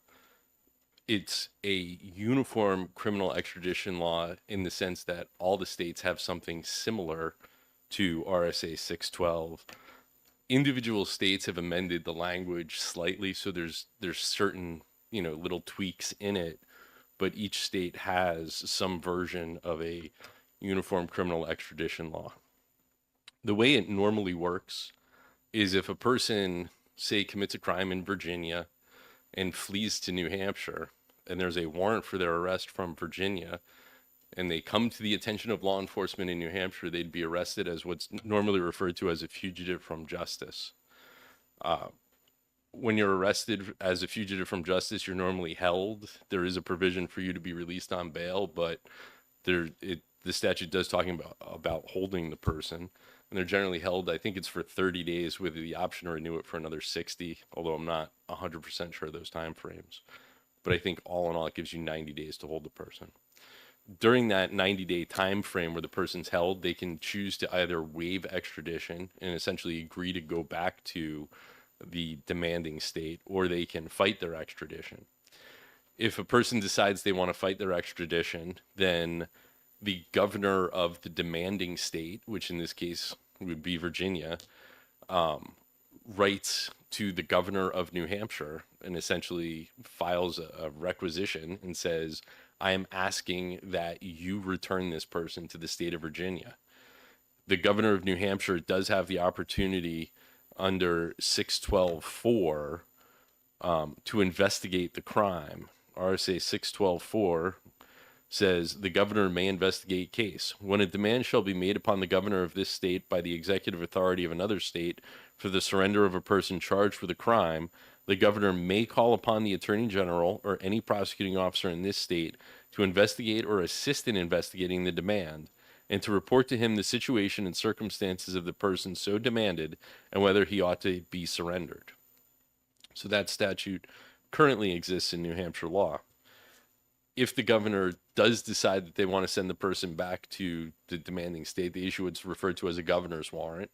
The governor's warrant is then served on the person, who's generally incarcerated at that point. They're then brought in front of the court. They're told under RSA 612.10 that they have a right to habeas corpus in the superior court, and that if they are not picked up in a reasonable amount of time by the demanding state, they can again petition the superior court for review of their custody status. So that's sort of the way it normally works. What this statute does is allow New Hampshire to become a sanctuary state for people that are claiming that they're being politically prosecuted. I heard the gentleman indicate that the governor of New York has recently declined to extradite someone. That case is a little different, because in that case, my understanding is that it's a doctor who's in New York already who prescribed medication to a person in Louisiana. And again, from my brief looking at what this is this is a case where a New York doctor prescribed an abortion drug to a woman in Louisiana. So that doctor didn't necessarily commit a crime in Louisiana and then flee to New York. That doctor was in New York the whole time, and his actions committed a crime in Louisiana, which makes it a little different under the Uniform Criminal Extradition Law, because this is dealing with people who commit a crime in one state and then flee to a second state. This is the whole extradition thing is based in the United States Constitution. Article 4, Section 2 of the U.S. Constitution is the extradition clause. The U.S. Supreme Court has interpreted the extradition clause in a case, excuse me, it's Puerto Rico versus Branstad. Branstad is Branstad. The case can be found at 483 U.S. 219, and it's a 1987 case. Again, that's 483 U.S. 219, 1987 case, if anyone's interested. And essentially, this U.S. Supreme Court in that case said that governors don't have the discretion to ignore a demand. That when a governor receives a demand from another governor, that it must be honored. The U.S. Supreme Court says its mandatory language furthers its intended purposes to enable each state to bring offenders to trial as swiftly as possible in the state where the alleged offense was committed, and to preclude any state from becoming a sanctuary for fugitives of justice from another state. What happened in Puerto Rico versus Branstad is an individual, I don't remember what state it was, I want to say it was in the Midwest somewhere, was accused to have committed, believe it was a murder in Puerto Rico, and they left Puerto Rico, went back to whatever state they were in the Midwest. Puerto Rico tried to extradite the individual back to Puerto Rico. The state refused to surrender them, and Puerto Rico actually sued the state in federal court and said you don't have the authority to not surrender them, and again that was upheld. So I think that as this bill is written, in addition to my own opinion being that it not really a great idea to set ourselves up to be a sanctuary state for criminals from other states to come here, I think it would be unconstitutional under the current U.S. Constitution. Thank you. Given that Supreme Court case, doesn't it make all the language in the uniform agreement or uniform law moot? I mean, you say the person can petition the governor, and they can also be behaved into court where they can also argue. It's all moot if they have to honor, isn't it? I mean, if the SCOTUS already said you've got to honor these. I think it is. That original provision that I read, 612.4, was passed in 1937, and again, that was part of the original uniform criminal extradition law. Before Branstad was decided in 1987, there was case law, I believe, from the 1860s that talked about fugitive slaves, and essentially whether or not those laws could be enforced. The federal government initially said, no, we can't do that. Yeah. And in Branstad, they changed their mind and said, no, in fact, we can enforce extraditions. Okay. Also, with regard to this, you brought up the New York case. So, according to Branstad, that's clearly unconstitutional and illegal. Is there the suggestion that isn't there something called the long arm principle? Yeah, the long arm is generally a civil thing. What the difference is that there's a difference between if I go to Vermont, commit a crime in Vermont, and flee to New Hampshire, or whether I commit a crime in Vermont from my house in New Hampshire. And there's certain ways I could do that, whether it's, say, for example, identity theft or that type of thing. If I've committed the crime physically in Vermont, I don't think the governor has a choice about whether or not to extradite me into Vermont. But if I've never left my house in New Hampshire, I think the governor does have a choice of whether or not to extradite me to Vermont if I've never been there before, or if my crime occurred in New Hampshire. So this argument would have to take place clearly in U.S. District Court based on the Supreme Court case. To the extent there was a lawsuit to force the extradition, it would be in federal court. Okay. Representative Scher. As a part of the extradition process, there's the hearing that the person that the other state is, demanding state is asking to be extradited. There's a hearing at which some entity often the local prosecutor has to make certain showings. Is that right? So I have not encountered that. I you can you can essentially say, no, I'm not the person they're looking for. And we would have to make a showing that in fact you are the person they're looking for. But that generally is limited to identification, not necessarily the elements of the crime. Doesn't there have to be a showing that there's a pending valid charge in the demanding state? Yes. And Follow up? I'm sorry, I That's all right. apologize. If you just want to ask, isn't there a string of basic things that have to be proven before someone is just handed over? Is that where we're going? Yeah. Yeah, is that what you're asking? That's part of what I'm asking. Yeah. And I Go- do have a follow follow-up up, go on that. And so the combination of the Constitution and the Uniform Criminal Extradition Act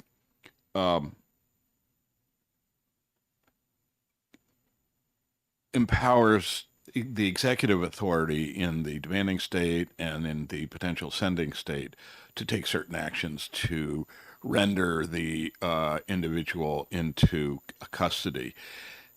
Looking at the bill as written, it seems to involve the state legislature in that process. That's the proposal as one alternative. Are there potential separation of powers concerns about bringing the legislature into that process, given the development of the extradition clause? I do think that you would face separation of power issues because prosecution is a purely executive function. Thank you. If you're aware, does the Constitution of New Hampshire provide any method or mechanism for the legislature to grant clemency?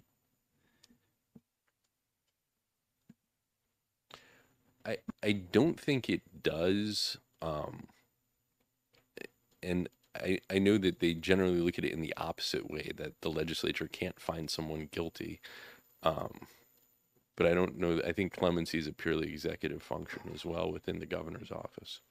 I think normally I would agree, but something in the back of my mind is saying because we used to be the court, the general court, there may be some old things kicking around that I need to look at it. Thank you. Further questions? Representative Newman. Yeah, I just have a quick question about 612:4. In the last few sentences indicate that there is a report as to whether he ought to be surrendered. Surrendered or not, I suppose, is implied. So that is what gives the authority to the governor to make a determination on whether they will actually reply to the demand or extradite the person. Is that? I think that is implied in 612.4, although I think under current case law that would be unconstitutional for them to not agree to extradite the person. Follow up. Would that be New Hampshire state law? New Hampshire state law makes this unconstitutional, or federal state? Federal law would make RSA 612.4, I think, unconstitutional. Thank you. Seeing no further questions, thank you. Anyone else wishing to testify in this bill who hasn't done so? Seeing none, I hereby close the public hearing. Let's see, next one is 1:30. Next hearing will be at 1:30.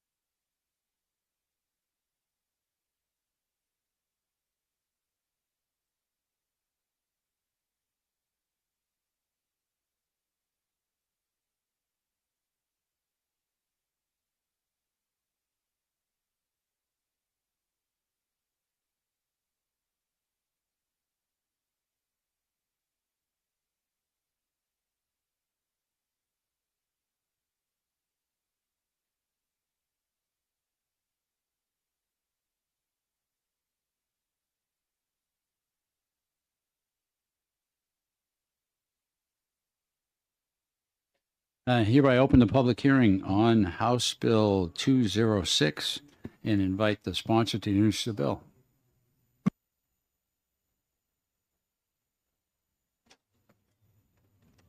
Thank you, Mr. Chairman, members of the committee. This bill may look a little similar to one you saw last term. It is.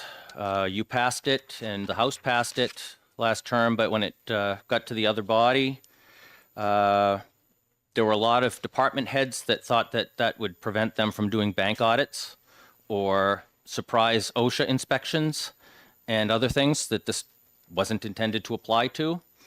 So in the resubmission of this, we have specifically added on page 2, line 11, section 9, nothing in this section shall be construed to limit, restrict, or impair the access of any governmental or regulatory agency to buildings, businesses, or other premises as provided by law. So if they already have permission under the law to do their inspections for OSHA or do a bank audit or any other such thing, this doesn't apply to them. We're really trying to just protect somebody's private property that's in a joining to their house. Now, for any of you who are new and weren't on the committee last year, let me explain the open fields doctrine that this is trying to fix. 100 years ago, the Supreme Court made a ruling during Prohibition to give the government full and unfettered access to people's private property except for their actual dwelling in the immediate curtilage so that they could go in and start smashing stills and taking people's moonshine operations. That has stood for 100 years so that even your property right next to your house is not inviolate from authorities coming in without a warrant and without your permission to post cameras or to look for evidence or do what have you without your permission, even if you've got it fenced off and posted and what have you. The reason is because we haven't been able to get a case up in front of the Supreme Court that has standing to have it overturned. There were a lot of erroneous Supreme Court cases ruled on that have been overturned over the years, and this is one that's just constantly been missed because nobody's brought a case with standing. So states are one by one closing the loophole locally and basically giving people back the privacy of their lands. As long as they are fenced or posted, the government agency should have landowner permission or a warrant before they enter that property. And with that, I'll take any questions. Thank you, Representative. So with the new change, I'm just a little concerned that we may have thrown out the baby with the bathwater, so to speak. If it says they can go anywhere, any agency can go anywhere as allowed by law, if the current state of the law would allow them to do it, would that, in other words, have we just not really done anything then? I will leave that distinction to the professional that knows about this a lot better than I am. I do. The language is intended to state only as provided by our state law in our passages, not to refer to the current ruling of the Supreme Court law.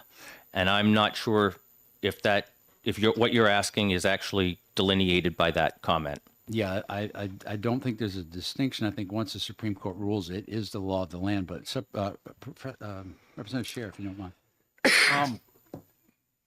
A couple of questions. The current state of the law from the U.S. Supreme Court is that you need a warrant to go onto somebody's property that is characterized as the curtilage. That is the property on which their house is, that they do daily business. So it's not the case that the people can go on, the police can go on any of your property. Part one. Part two. Was that a question? Or? I'm getting to part two is the question.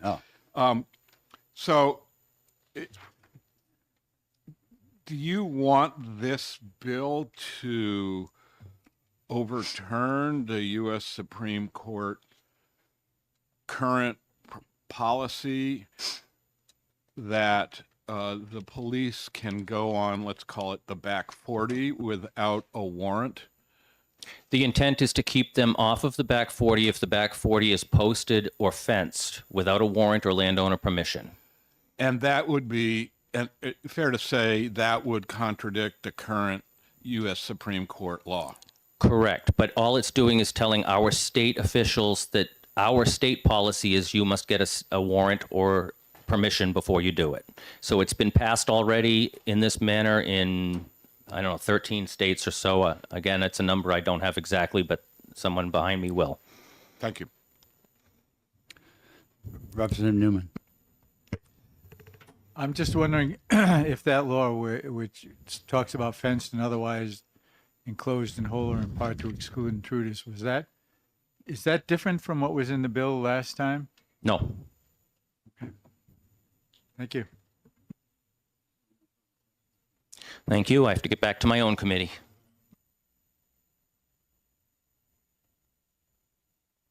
The chair calls Senator Tim McHugh.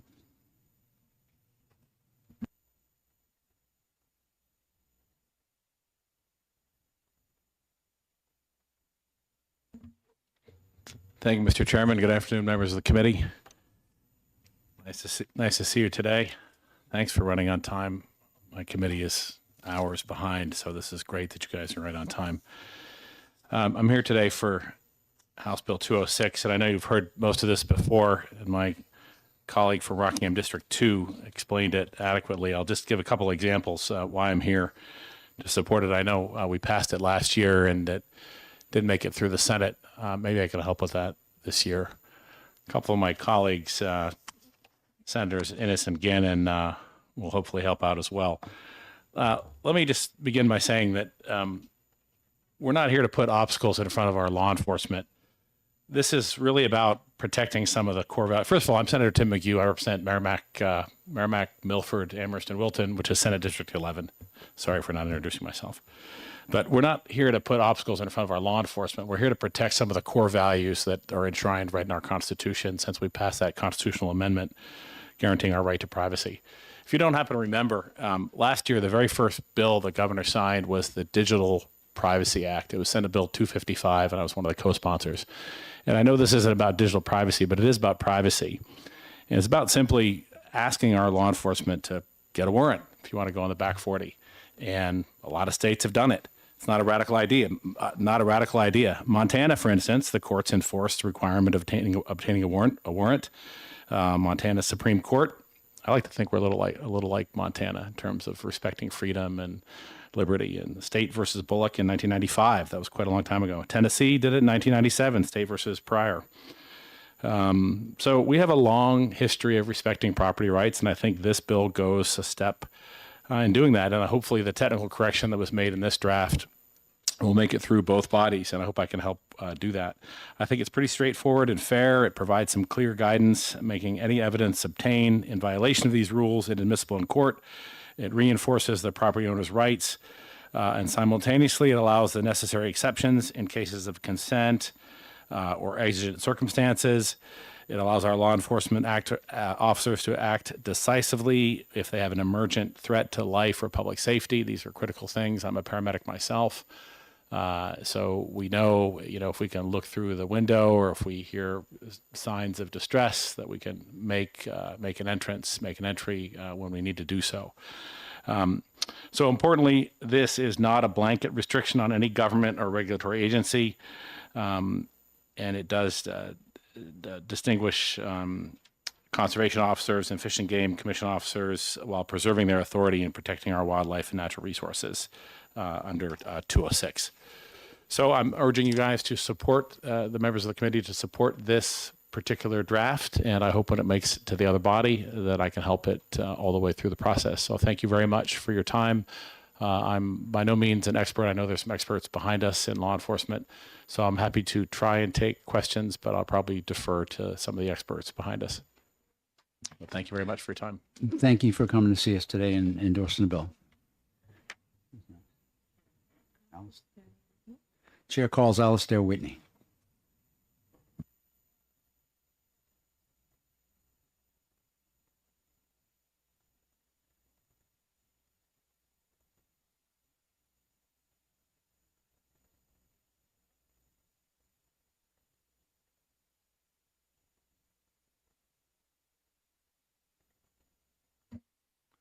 Good afternoon, Chair Roy and Vice Chair Rose. Thank you for the opportunity to testify.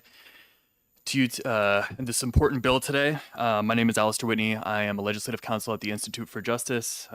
IJ is a nonprofit public interest law firm that for more than 30 years has worked around the country in both state houses and courthouses to protect people's property rights. And as part of our work, we have worked to close this open fields loophole that Representative Spillane and Senator McHugh were just talking about.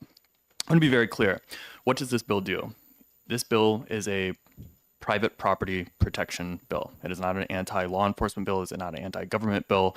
This protects the back 40. This protects the woods behind your home, the field in front of your home from government intrusion unless the government agent has a warrant, an exception to the warrant, like an exigent circumstance if somebody needed help, if they saw somebody destroying evidence that might be relevant to a crime being committed or a criminal prosecution, they can enter the property. Or they can go, of course, and walk onto the land and get the landowner's consent to look around and investigate on the property. Why is this bill needed? Several other states around the country have, including Vermont and New York, have already extended this open fields loophole protection to their citizens. We are not seeing, IJ is not seeing any sort of evidence from those states that law enforcement activities are significantly frustrated or that government cannot execute its important functions because of this, this change and this heightened protection that is afforded. This is about protecting people's property rights and making sure that people are secure in their property and have that privacy. Just briefly, I want to be very clear too. What does this bill not do? It does not prevent anybody from going, any government agent from going up to somebody's house, just like somebody selling Girl Scout cookies or a salesman can go up to somebody's house, knock on the door and say, hey, I'm here, I want to take a look around, can I get your consent? Or make contact or do a welfare check. This does not prevent, absolutely not prevent any other state agency from investigating, or regulating banks or hospitals. This only applies to private land that is posted on somebody's private property. It does not apply to a business premises like a building or otherwise. So with that, I would strongly encourage you and respectfully ask you to support this bill. And I am here to answer any questions that you may have. Thank you so much. Thank you. I'd like to ask the question I asked the sponsor. This addition to kind of alleviate the worries that some people had with regard to government agents being able to do their non-law enforcement related jobs, is there no concern from your agency that this might be too broad? The intention behind that language was to make it clear that other premises, meaning not secured premises or not private land, would not be subject to the scope of this bill. This bill really only applies to simply private land that is posted. It does not apply to banks. It does not apply to schools. It does not apply to hospitals. If Chair Roy, you think that language is too broad, I would venture a guess and say that Rep. Spillane would be open to amending it to clarify it in a way that would be acceptable. But again, the purpose is just to make it clear that this is very limited in scope. Understood. Further questions? Representative Scher. Let's assume the property is posted and fenced in. What about flyovers? Would they need a warrant for a flyover under this bill? Like a helicopter flying over and looking down with enhanced binoculars looking down on the property? No, let's assume they know the property is posted. That is a good question. I do not believe it would. I mean, we're talking about the entry into somebody's private property on land. I guess it sort of begs the question, though, what the purpose of the flyover, if it's just a helicopter flying over or if somebody's trying to do surveillance. Yeah, it would be surveillance. I mean, there's plenty of cases out there where the police suspect a person is growing marijuana on the back 40. You know, some of these cases are, a lot of them are from California. And they, get a helicopter or a plane and fly over the property and take pictures with enhanced vision, for lack of a better way of putting it. So it would be for surveillance. Again, let's assume they know the property is posted. How does this address that at all, or should this address that?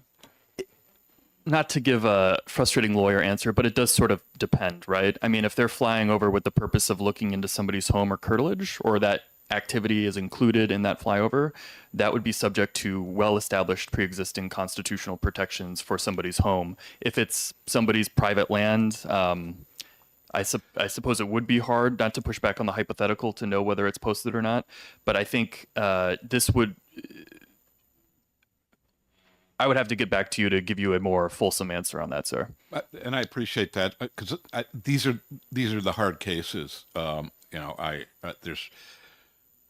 Are you aware of the cases that say that they can look at somebody's curtilage? For example, there's a case with a greenhouse that's got some broken windows in it, and which is part of the curtilage, and they overlook it, and the U.S. Supreme Court has said that's fine. That's not a Fourth Amendment violation. You aware of that case? Yes, sir. That's right. I mean, if something is in plain view, then it is not that's an exception to the Fourth Amendment doctrine, right? But if it's something that is a part of like a surveillance program, or using drones to fly over somebody's property, that would implicate more constitutional concerns as it relates to like a surveillance dragnet, right? So it does matter the intention of the officers or the people surveilling, whether they're government agents or just private citizens.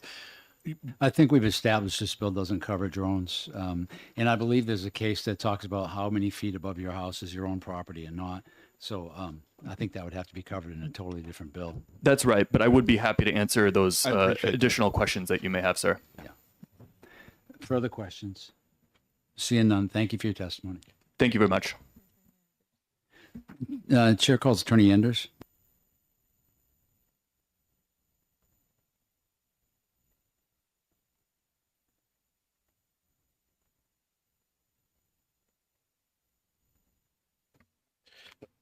Good afternoon. My name is Stephen Enders. I'm an assistant county attorney in Merrimack County.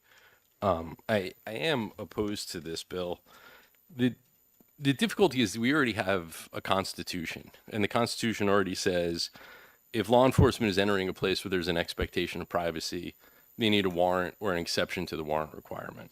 So based on that, I guess I don't really see necessarily the purpose for this. And I start to get a little confused when we start talking about the back 40 and what that means. So to me, the back 40 means I own 40 acres of property that is not posted in any way. So in New Hampshire, if I own the back 40, meaning I own a giant piece of property that's not posted in any way, members of the public are free to enter my property to hunt, to cross-country ski, to ride mountain bikes, to do whatever type of recreation they want to do, unless I specifically post my property to say, you can't enter, you can't hunt, that type of thing. So I have a difficult concept with the idea that the back 40 is open to everyone in the state except law enforcement. And I believe this bill refers to posted land. It refers to secured premises, but then it also refers to private land. So line 12 defines secured premises, meaning land which is posted. And it says, unless authorized by law, the government shall not enter a secured premises. Well, that's already the state of the law, is if you have an expectation of privacy in your property, law enforcement can't enter it without a warrant. I believe the open fields doctrine specifically says, regardless if it's posted or not, a warrant's not required. To me, it comes down to whether or not there's an expectation of privacy in that property. If you build a fence around your property, I think you're going to find that the police need a warrant to enter that property. Then it refers to further down just private land, which I guess private land is somehow different than a secured premises. I would assume private land is land owned by anybody. and it requires upon entering private land that you notify the landowner. But again, in New Hampshire, you can enter private land for recreation purposes, for hunting purposes, without notifying any landowners. And then it says that you have to show your search warrant upon entering private land, but you wouldn't necessarily need a search warrant to enter private land that's not a secured premises. And then, again, all of these statutes have these exclusionary rules within them. 6 and 7 say any evidence obtained pursuant is inadmissible, meaning you'd exclude all that evidence. And Section 7 talks about arrests made would be invalid. Again, we have a constitutional theory of excluding evidence for constitutional violations. And it always strikes me as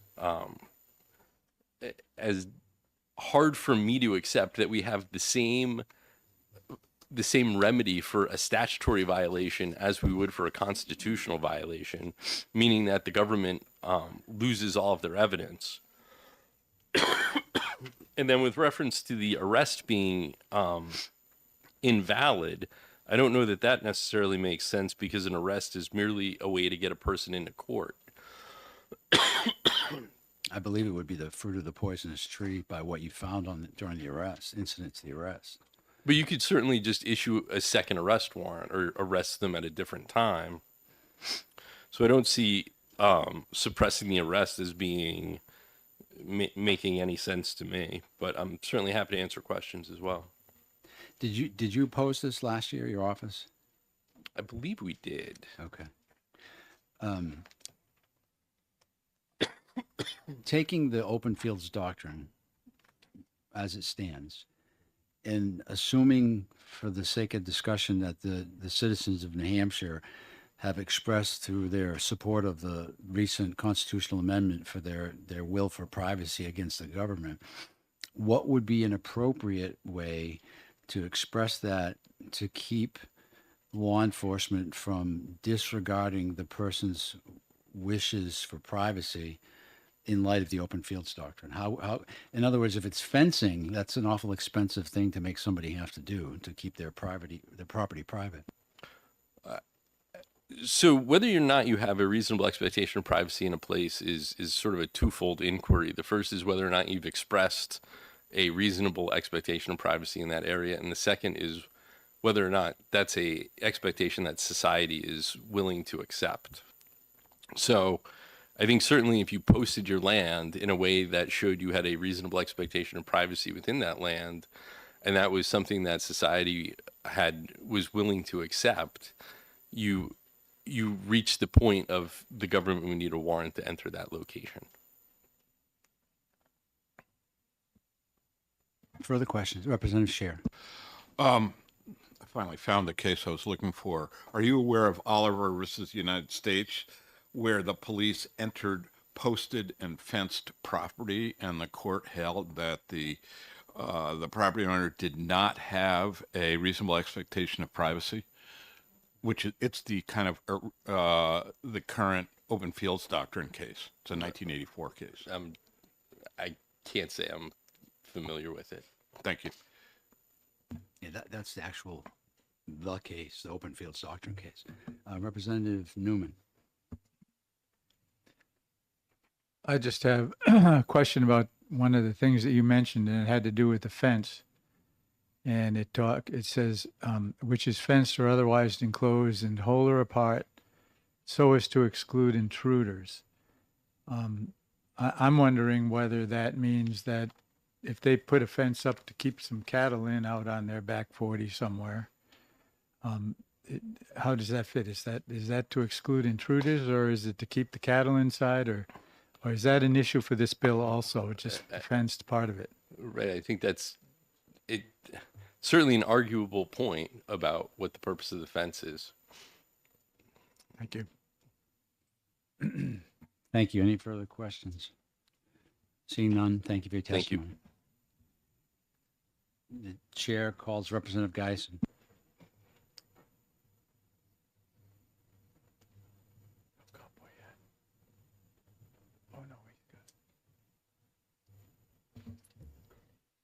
Thank you, Mr. Chair, Honorable Committee. Something that the last testimony mentioned kind of got my attention. This is with regard to uniformed government officials acting in an official capacity. Like, I own a small parcel of land that is not marked no trespassing, and I understand reasonably that I may go out back and see, you know, somebody hiking, somebody cross-country skiing, a dirt bike, prudent use, non-damaging of that land because it's not posted. What I do not expect to go into my backyard and see is uniformed government officials or law enforcement officers in an official capacity. Now, if there is an off-duty police officer hiking on my land or cross-country skiing, I would never know that, and that wouldn't bother me anyway. But this protects the private property owner from government coming onto the property in an official capacity without a warrant, whether it's a prudent search or not, and collecting evidence, intentionally or accidentally, without activating the proper protocols. So at fundamental basis, this is a property rights and an individual rights bill. And one of the things I try to remind people when I testify is, it is the duty of this body to protect the rights of the people. And this is one of those things. Thank you. We appreciate you reminding us our duty. Any questions? Seeing none, thank you for your testimony. The chair calls Eric Sargent.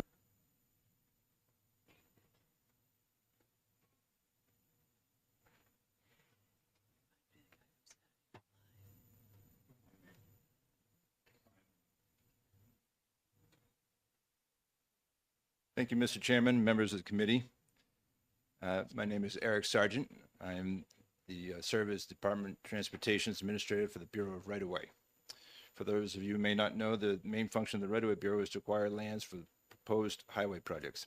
Some of the early steps in this process is to establish the limits of the public right-of-way. To accomplish this, the department must conduct field surveys, which may require entering into private lands abutting the highway. I would like to make clear that these surveys are not to investigate any crime or the property owner themselves. They are simply to locate boundary monuments such as granite bounds, iron pins, fences, and stone walls, which is necessary to determine the limits of the right-of-way. Additional features such as culverts, drainage, culverts, driveways, buildings that may be impacted by the proposed improvements are also located to be accurately plotted on highway plans. I should note that there is no need to enter the buildings, but only locate the outside perimeters.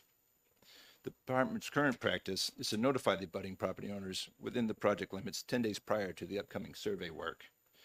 Contact information is also provided if the abutter has any questions. Authority for these surveys is granted to the department under RSA 228:33. The proposed language of this bill makes exceptions for Fish and Game and their authority to enter private lands, but no other agency. Our concern is this may be construed as no agency other than Fish and Game may enter private lands without a search warrant. Therefore, we respectfully ask the committee consider language being added to include the authority granted to the Department of Transportation under RSA 228:33. I do have that language here, which we have shared with the sponsor, who sees no issues with it. Do you have the latest version of the bill with section 9, starting on line 11, that says nothing in this section shall be construed to limit, restrict, or impair the access of any governmental or regulatory agency to buildings, businesses, or other premises as provided by law? That sounds like it's tailor written for you. Yes, I am aware of that, sir. Thank you. And it was only again because Fish and Game themselves were called out. And so No, but so you're okay with that current language then? Yes. Okay, good. All right. I thought you were asking for something else too. But we did have some proposed language to add the exception to include Department of Transportation as well. I wonder if we start naming departments specifically instead of broadly, we're going to start getting a long list. As long as you feel like this covers you, and specifically since 228:33 provides you access by law, this seems to cover your agency. So I think we'll be fine with that. Any further questions? Seeing none, thank you for what? Now you have one. You go ahead. Yes, I'm sorry. Representative Newman. Do you know of any other agencies that do that kind of surveying work that you and it would cover all of you? I think that's basically what. I'm not aware of a specific Thank you. agency that does that. Thank you. The chair calls Chief Goldstein.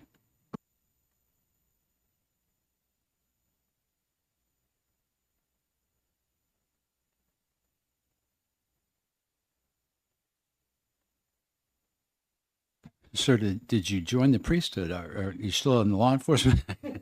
I know you retired, but I didn't know you went. You just need the Roman collar.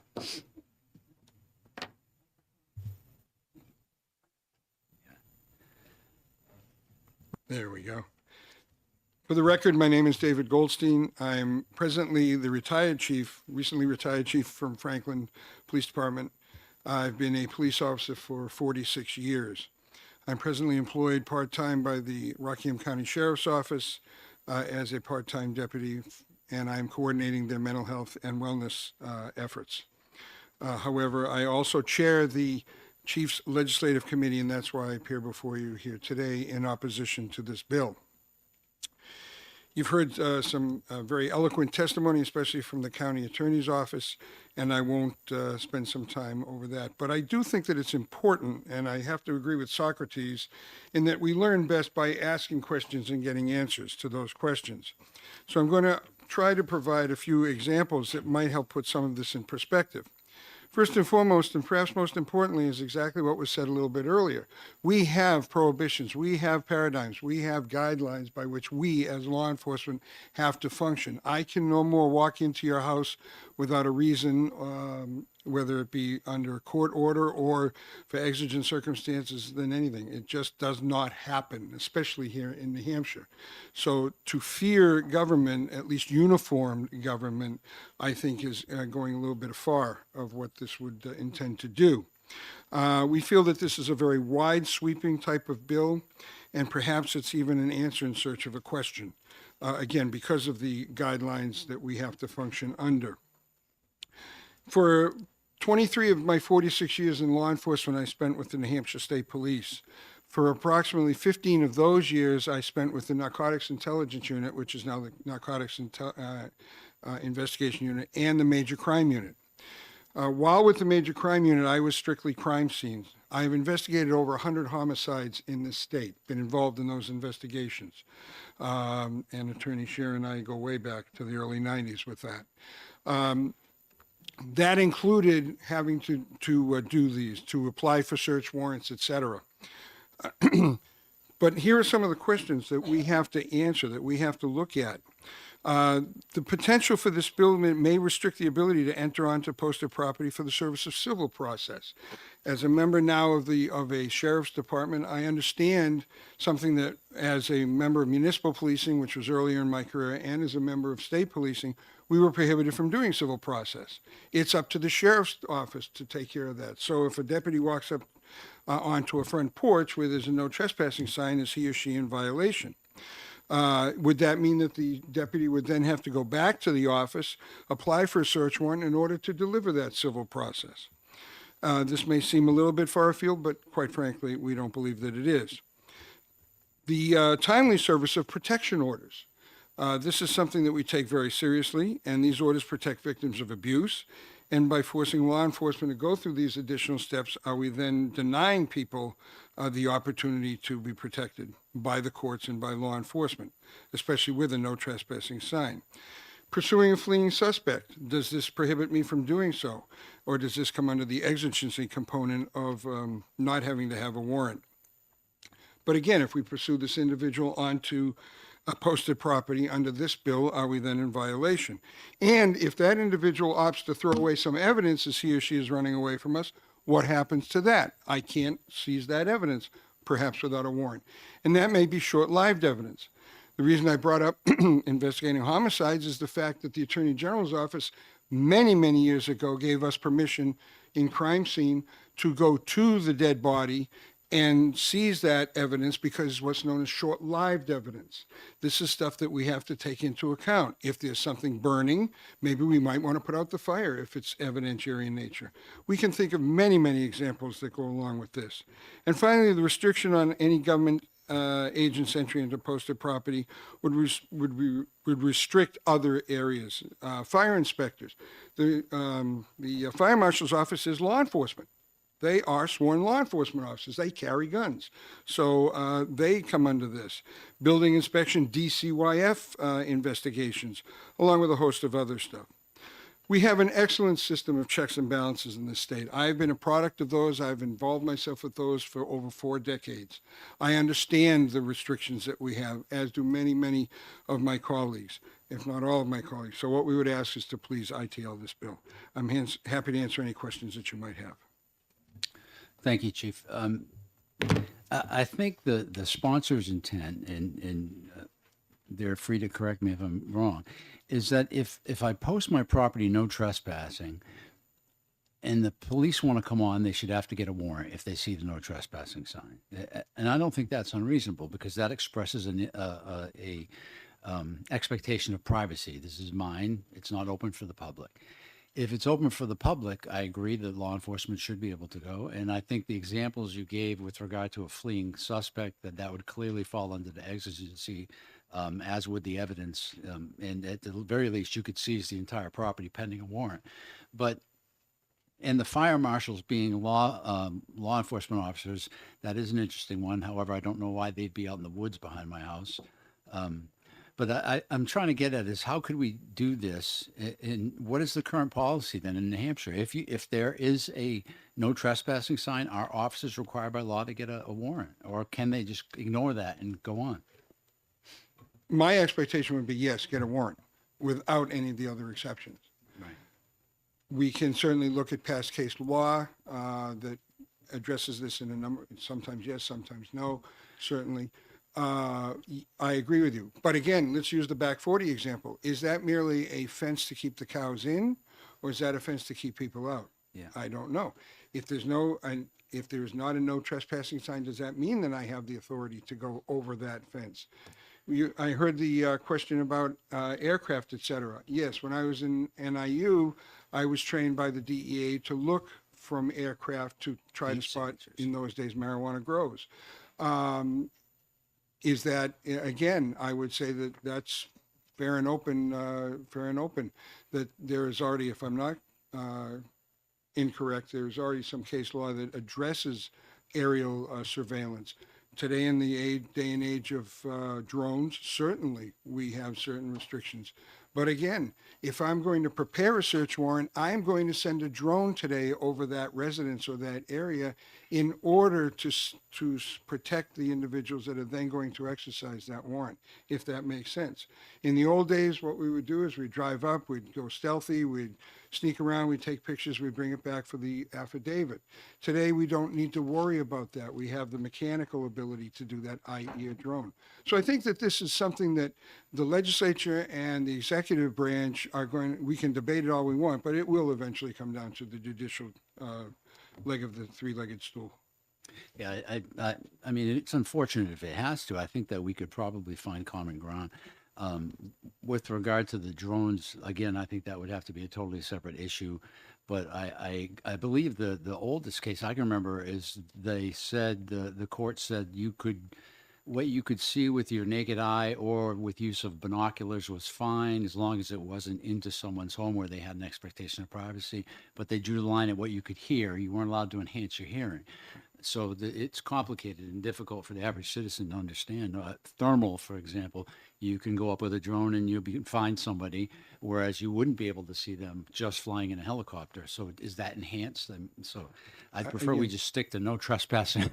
Again, the plain view doctrine would come into play as well. Yeah. Certainly. Okay, thank you. Further questions? Seeing none, thank you for your Thank you.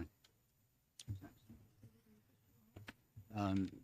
Chair calls the Honorable Brody DeShaw.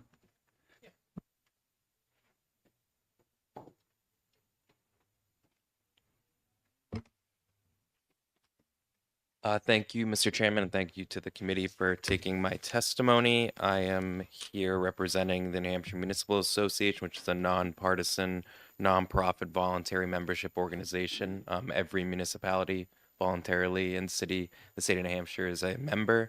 I'm testifying we are neutral on House Bill 206, but we do have some concerns and reservations that we'd like to raise to the committee. The first is the definition of, quote, government agent, which says on lines 7 and 8 of page, I believe it's page 1 of the bill. Yep, page 1 is says means any local or state official except where otherwise noted who is employed or contracted by a government body in this state. And we're concerned because that would include municipal officials, and it would be very open.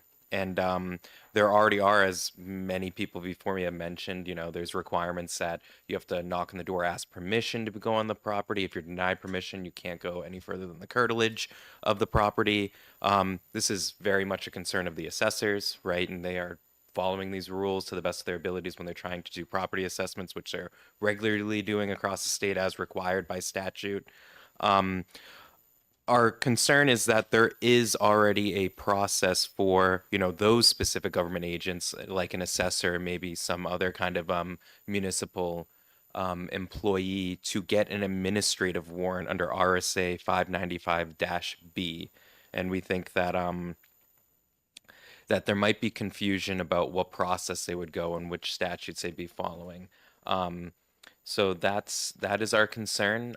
Maybe our concern is inaccurate, but that's what's been flagged to us when we reviewed it with our legal. We kind of shared those similar concerns and wanted to bring it forward to the rest of the committee as you work on this bill moving forward during the legislative session. And I will take any questions. Thank you. Any questions, Representative Scher? Do you have the bill in front of you? I do. Could you read Roman numeral 9 and tell me whether you think the conduct of municipal officials that you've described is fully included within Roman numeral 9? You want me to read it to you? No, I got it right in front of me. Sorry. I have it in front of me. You asked me to read it. I don't know if you want me to read it out loud. Read it to yourself and tell me whether it included in that is the conduct of assessors and other municipal officials performing their functions, be it with an administrative warrant or not. We did discuss that internally, and yes, but there was I feel as if there was another section of the bill though where let me make sure I'm not mistaken.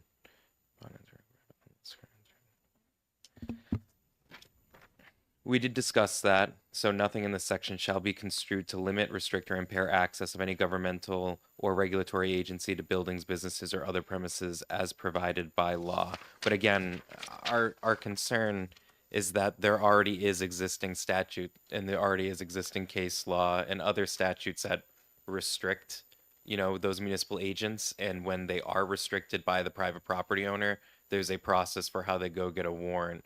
And so we kind of find this in some ways duplicative, and we wouldn't want our assessors to be concerned that somehow they're violating the law for doing their job and by abiding by other statutes. So it's less of a, I see your technical point, but it's more of a, when we are legislating, some of these issues, and it seems like it's already pretty well established case law, our local officials, because not all of them are experts in criminal justice matters, they do get concerned about how they're able to do their jobs.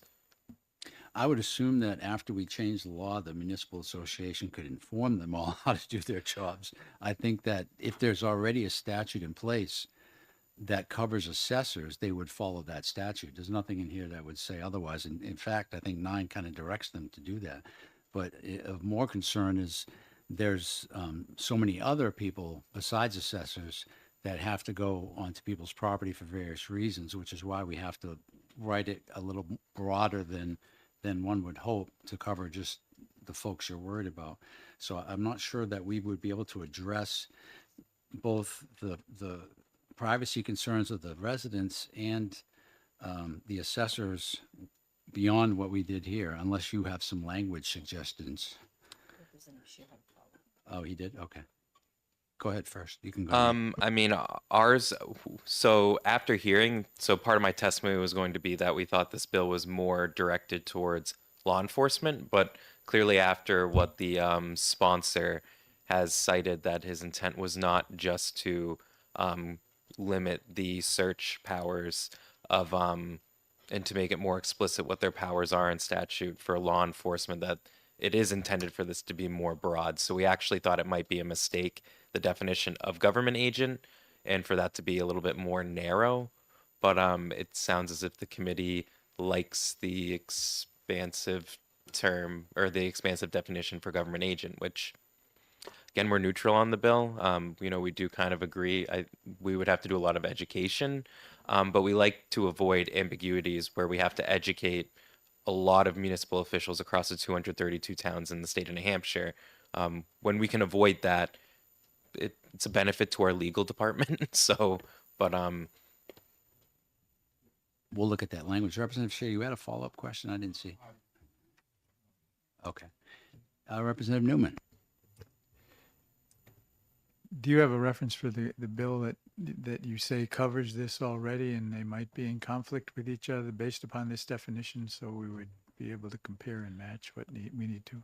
maybe not every aspect of what's been touched upon today, but I think the overall process for how an administrative warrant is procured, that's covered under RSA 595-B. So, you know, if an assessor feels as if someone is being dishonest or there's some kind of modification that they can't confirm to their property that they need to make an accurate assessment, just throwing that out as an example because we're discussing assessors, they would go through that process. So, you know, I know a lot of people don't like when the assessors show up to their property and want to reassess.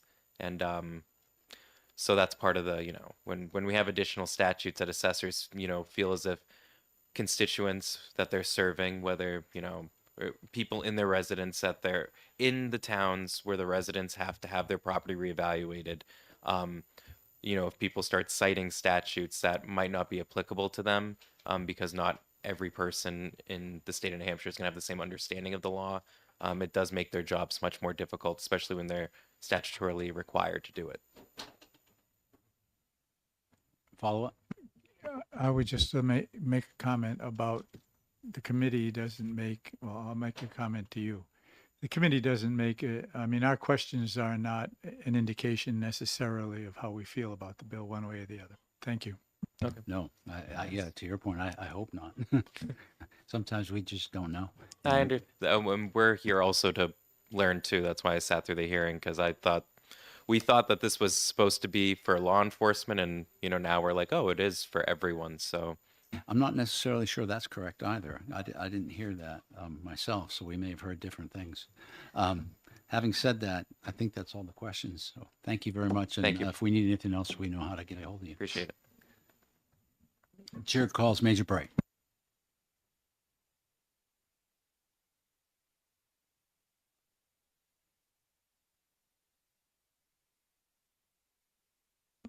Good afternoon. Thank you for hearing my testimony, Chairman Roy and the committee. As you know, my name is Bill Bright. I'm a major with the State Police. I currently oversee our Investigative Services Bureau. I came here as well to learn more about what the testimony, how this bill was perceived by the committee and by the everybody testifying, the sponsors of the bill and so forth.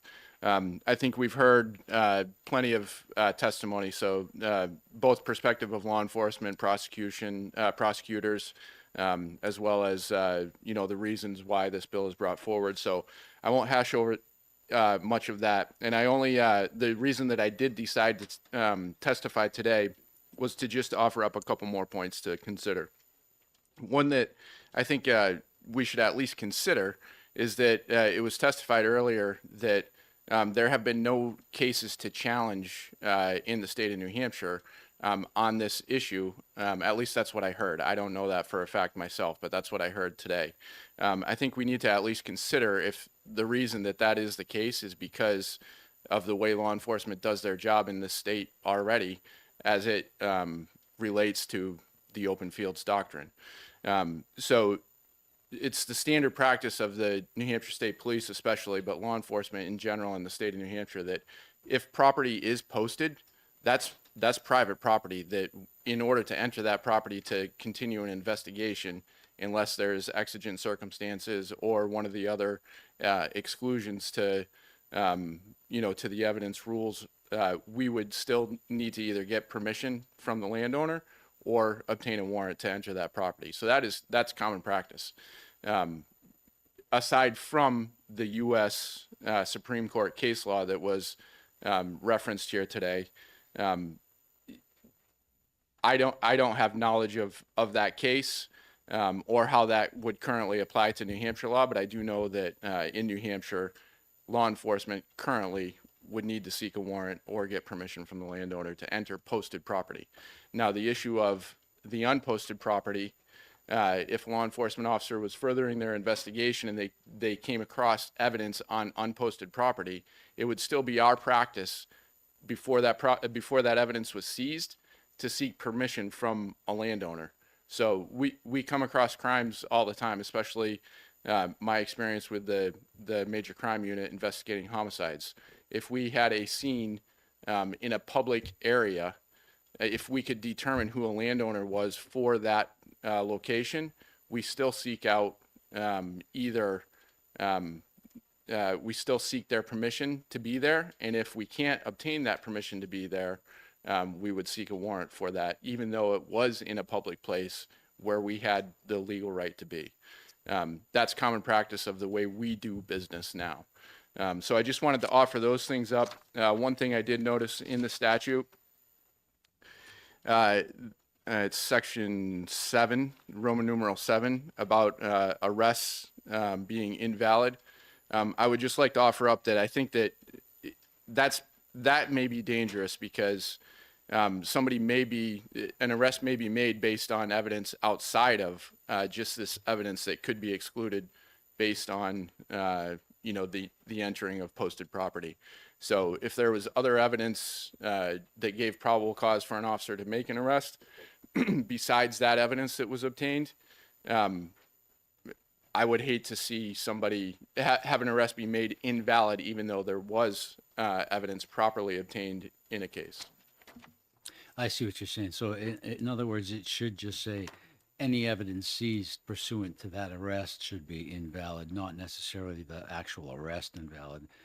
Because if there was inevitable discovery or something else, the person should still be charged, not get off free because this says the whole evidence. Exactly. Yeah. Okay.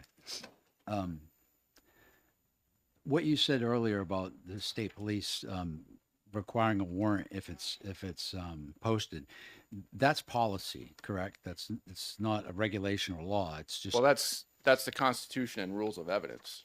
We may have policy that says the same thing, that covers the same things that are in the Constitution, and the rules of evidence.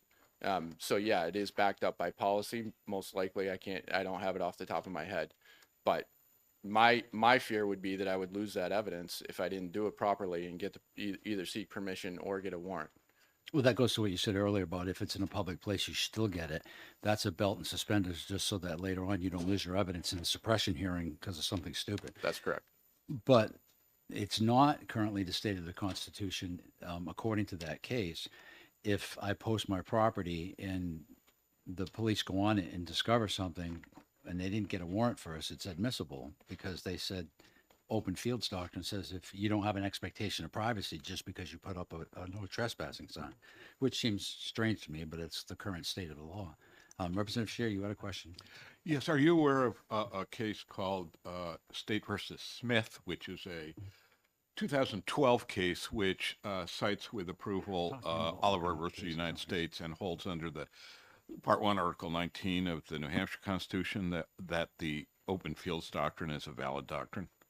I'm not aware of that case, no. Okay. Thank you. So, yeah, if you could look up that case and give me your opinion based on the state police interpretation of that case later, just because that's key, because that's a New Hampshire case. Okay. It was testified earlier that there weren't cases challenging this, and that's why I testified that way. What was the case law? State versus Smith. Okay. The citation is 1638 New Hampshire 169, 2012. Representative Thank you. Newman. Thank you, Mr. Chair, and thank you for taking my question. Do you have any comments about the secured premises definition where it includes fencing? Meaning that even if it's not posted, somehow fencing mixes into the mix, and may require the same thing as posted fencing might. Yeah, I mean, I don't have any specific comments to make about that, but if, in my opinion, if property is fenced, I would consider that as curtilage of the residents of that property owners, which would, in my opinion, fall under the rules of evidence that I would need to either get permission or a search warrant to enter that property. Follow up. You mentioned some concern about Article 7 on page 2. Do you have any concern about the article above it that doesn't talk about arrest, but it talks about evidence?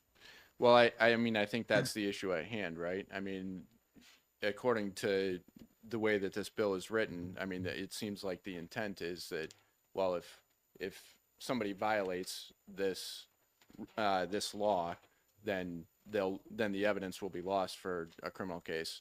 So, I mean, I understand why that is there. I pointed out number 7 just because I would hate to have, as the chair pointed out, you know, an arrest be made invalid when there was proper evidence obtained to establish probable cause for that arrest, in addition to evidence that was obtained in, you know, on posted property that fell under this law. Thank you. See no further questions. Thank you very much for adding to the conversation. Thank you.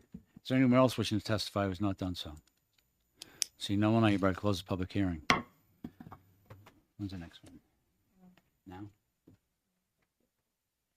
Oh, is it supposed to be at 2? I hereby open the public hearing on House Bill 321. Invite the prime sponsor to introduce the bill.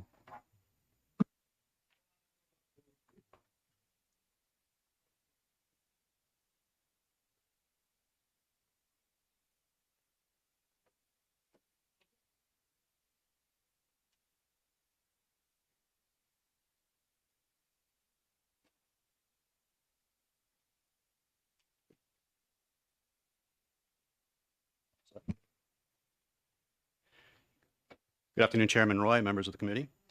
For the record, my name is Dan Vayu. I represent Hillsborough 34 in Amherst. Thank you for the opportunity to present HB 321, a bill that provides drivers with additional time to pay fines for certain motor vehicle violations without requiring a court appearance or undue financial hardship. This is a practical, fair, and responsible reform that recognizes that financial difficulties should not push people further into a cycle of debt and license suspensions. Under current law, individuals who plead guilty or nolo contendere to a driving violation must pay their fine within 30 days or risk further penalties, including license suspension. HB 321 allows these individuals to request an extension of up to 90 days from the DMV, and if necessary, a second 90-day extension with proof of financial hardship. This bill does not eliminate fines, dismiss penalties, or allow drivers to avoid responsibility. Instead, it provides a reasonable payment window to allow individuals to pay their fines without the immediate risk of losing their ability to drive. This bill prevents unnecessary license suspensions.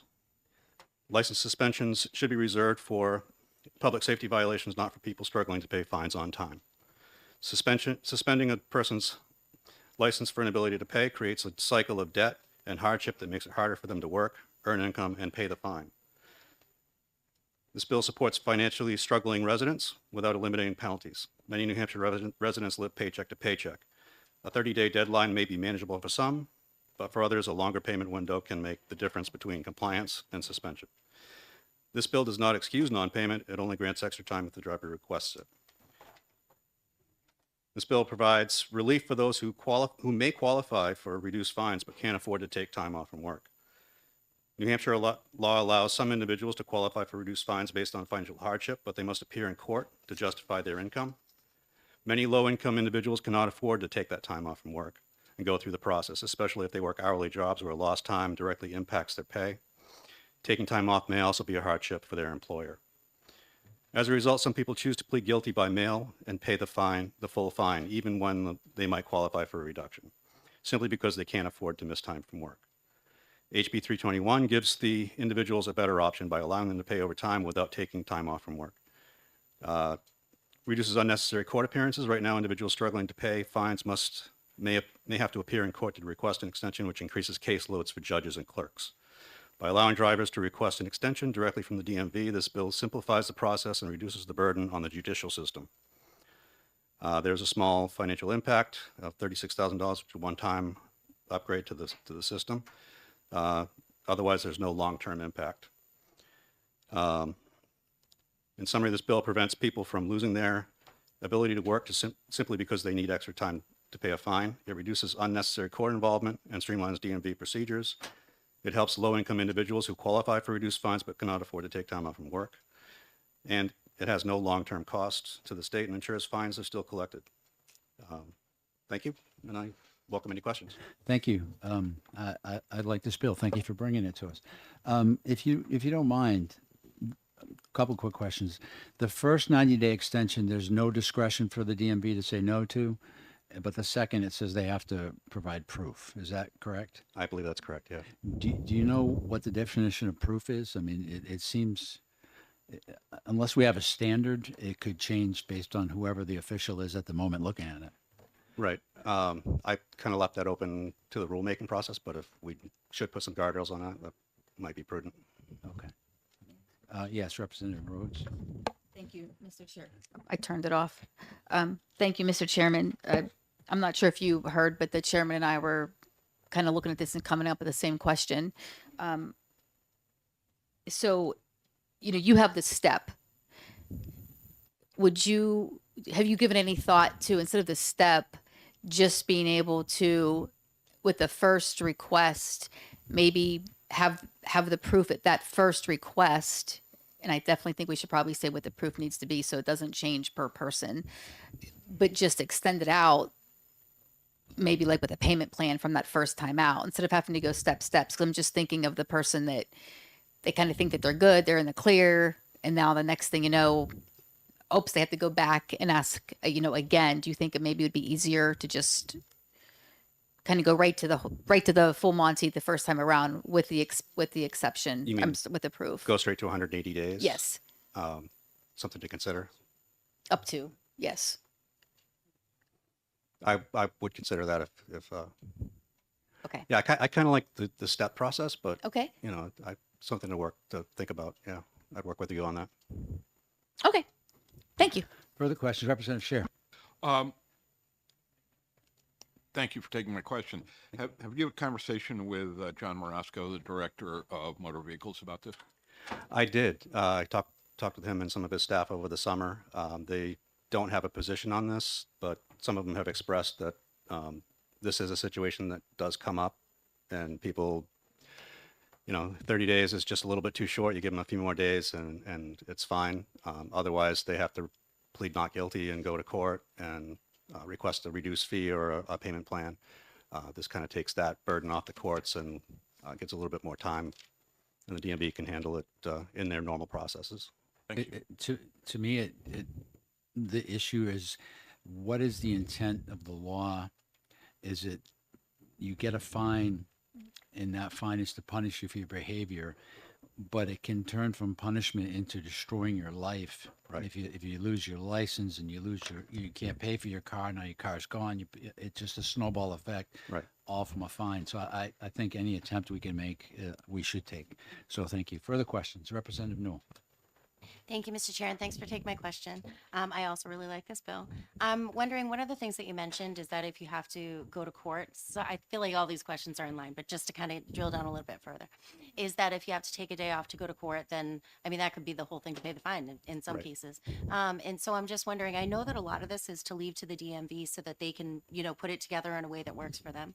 But would you object to having something that specified that it was something that could be done remotely, that the process was something that could be remote? Because I think,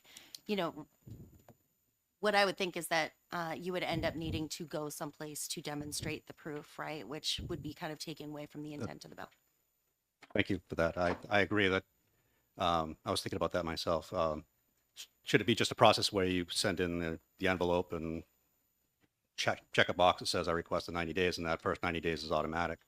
Or, would the DMV envision a process where somebody has to take time off from work and still go through the same? So maybe we should specify that the first round is more administrative and remote.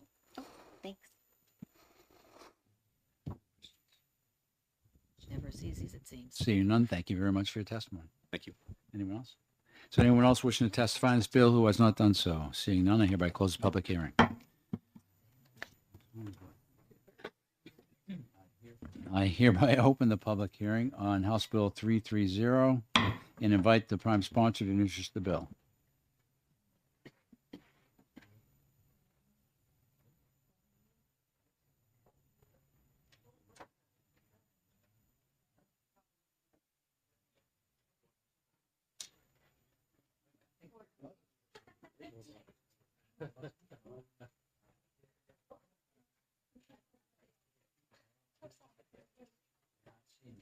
So Buzz, discuss fencing with an invisible fence. Would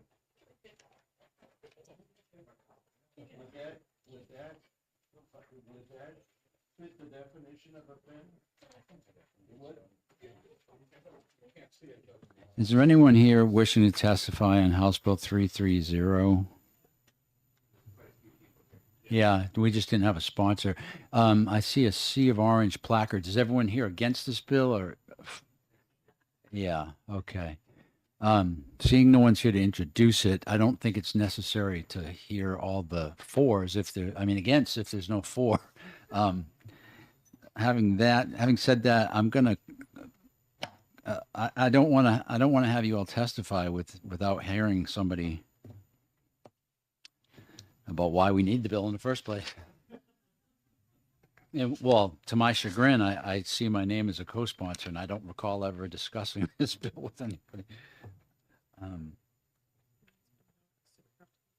Yeah. I would support the chair introducing the bill so we can cross-examine I the think- chair, right? I think I will introduce the bill, but I will not take any questions.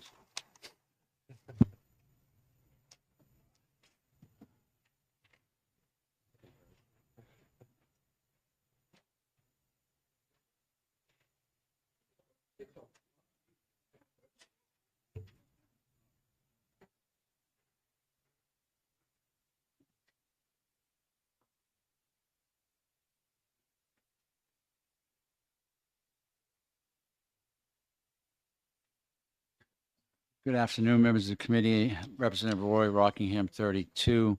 I'm introducing House Bill 330 on behalf of Representative Ullery, who, for whatever reason, could not be here this afternoon.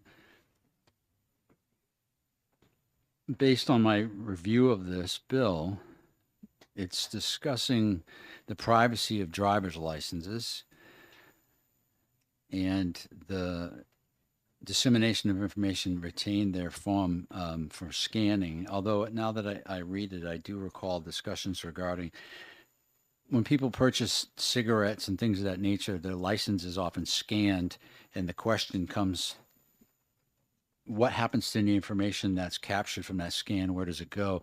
And why is that necessary versus just looking at it and seeing the dates? So I would suggest that we open that up for discussion and hear from these fine folks behind us who are going to tell us why it's a great idea. Thank you, Mr. Chairman.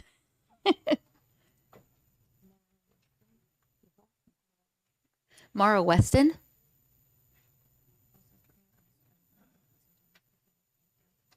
Yeah.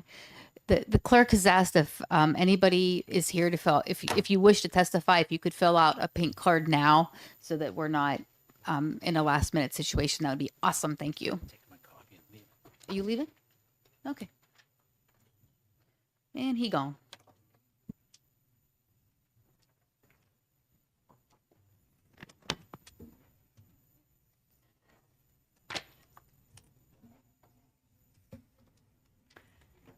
Good afternoon, members of the committee. My name is Maura Weston. I am here today on behalf of the New England Connectivity and Telecommunications Association, and we are here in opposition to House Bill 330. NECTA's members in New Hampshire include BreezeLine, Charter Communications, and Comcast. Together, NECTA's members service approximately 485,000 customers and offer their services to more than 695,000 locations in 185 communities. NECTA is absolutely committed to protecting personal information of customers and employees, but we are concerned about potential unintended consequences of the legislation before you. It appears to us that the language as drafted would prohibit businesses from collecting and even reviewing basic identifying information, which is really necessary for public safety. For example, this could restrict the common practice of using a driver's license as an employment credential for employees who, for example, operate a motor vehicle on behalf of their employer. Employers or third-party vendors can verify driver's license information with DMV. And in fact, as the way this is drafted, it appears that using the information itself would create a compliance issue, even if images were not necessarily retained. Also, it's important for us to note that employers often require and retain proof of a valid license, especially in the case where, for example, somebody who's operating a motor vehicle might have had a suspension of their license in the past. We also believe that this raises issues with preventing identity theft. A couple of quick examples. With mobile phone accounts, driver's licenses, or other government documents are used to verify identification. If this were to become law, businesses may need additional information for identification, which is referred to as knowledge-based authentication. It adds costs, time, aggravation for consumers, and basically creates challenges for businesses to determine who's a fraudster versus a legitimate customer. Driver's licenses are also used to confirm identity in the case where fraudsters covertly swap SIM cards or port phone numbers without having the actual device. The FCC actually requires secure methods of authenticating a customer before redirecting a phone number, and this bill would prevent us from being able to do that. Additionally, a lot of the terminology is simply vague, and we urge the committee to recommend this bill inexpedient to legislate based on the foregoing reasons, and I'm happy to answer questions to the extent that I can. Thank you. Thank you very much. Vague language is usually concerning. Representative Scher? Again, in the interest of full transparency, Ms. Weston is a former student. Don't hold that against me. I think we're good on the disclosures from now on. It entertains me. Yeah, exactly. So we're going to move on from that. Not really the person sitting there as much. So, I appreciate the value of driver's licenses as for businesses in terms of their use for identification purposes. If this bill were modified to limit the use of driver's licenses by businesses for identification purposes, would that cause you less concern? I would, I think I'd like to say that I think that the bill needs more work than that. We have terms, for example, scanned is undefined. The use of the word government documents is overly broad. Finding information kept on a license other than a name that's private is awfully narrow. For example, a street address is not necessarily private information. So we believe that the bill has significant issues, and we'd be happy to work with stakeholders if there's a desire to work on it, but we think that the issues are many.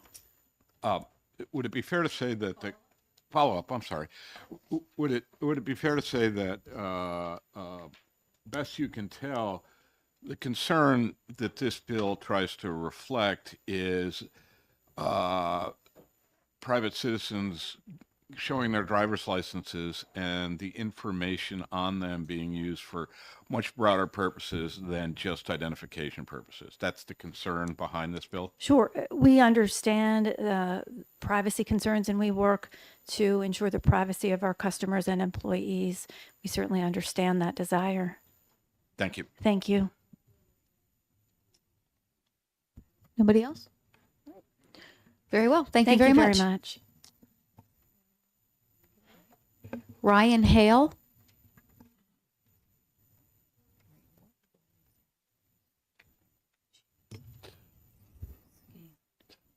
Good afternoon, Madam Chair, honorable members of the Criminal Justice and Public Safety Committee. For the record, my name is Ryan Hale. I'm Vice President of Government Relations for the New Hampshire Bankers Association.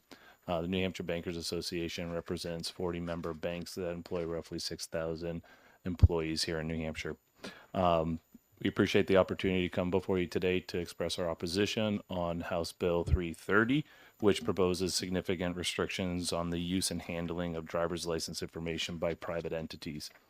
While we understand the importance of privacy and the protection of personal information, this bill creates significant conflicts with existing federal law and regulations and imposes excessive penalties, would severely disrupt routine banking operations that are critical for serving New Hampshire residents and would expose banks and their customers to increased risks of fraud. I'll first start with the conflicts with federal law. The proposed prohibition on scanning, retaining or copying of driver's license information directly conflicts with federal regulation that requires banks to collect, retain identification documents for compliance purposes, which are largely addressed at combating fraud and money laundering. For example, U.S. Patriot Act mandates financial institutions to verify the identity of customers as part of anti-money laundering requirements.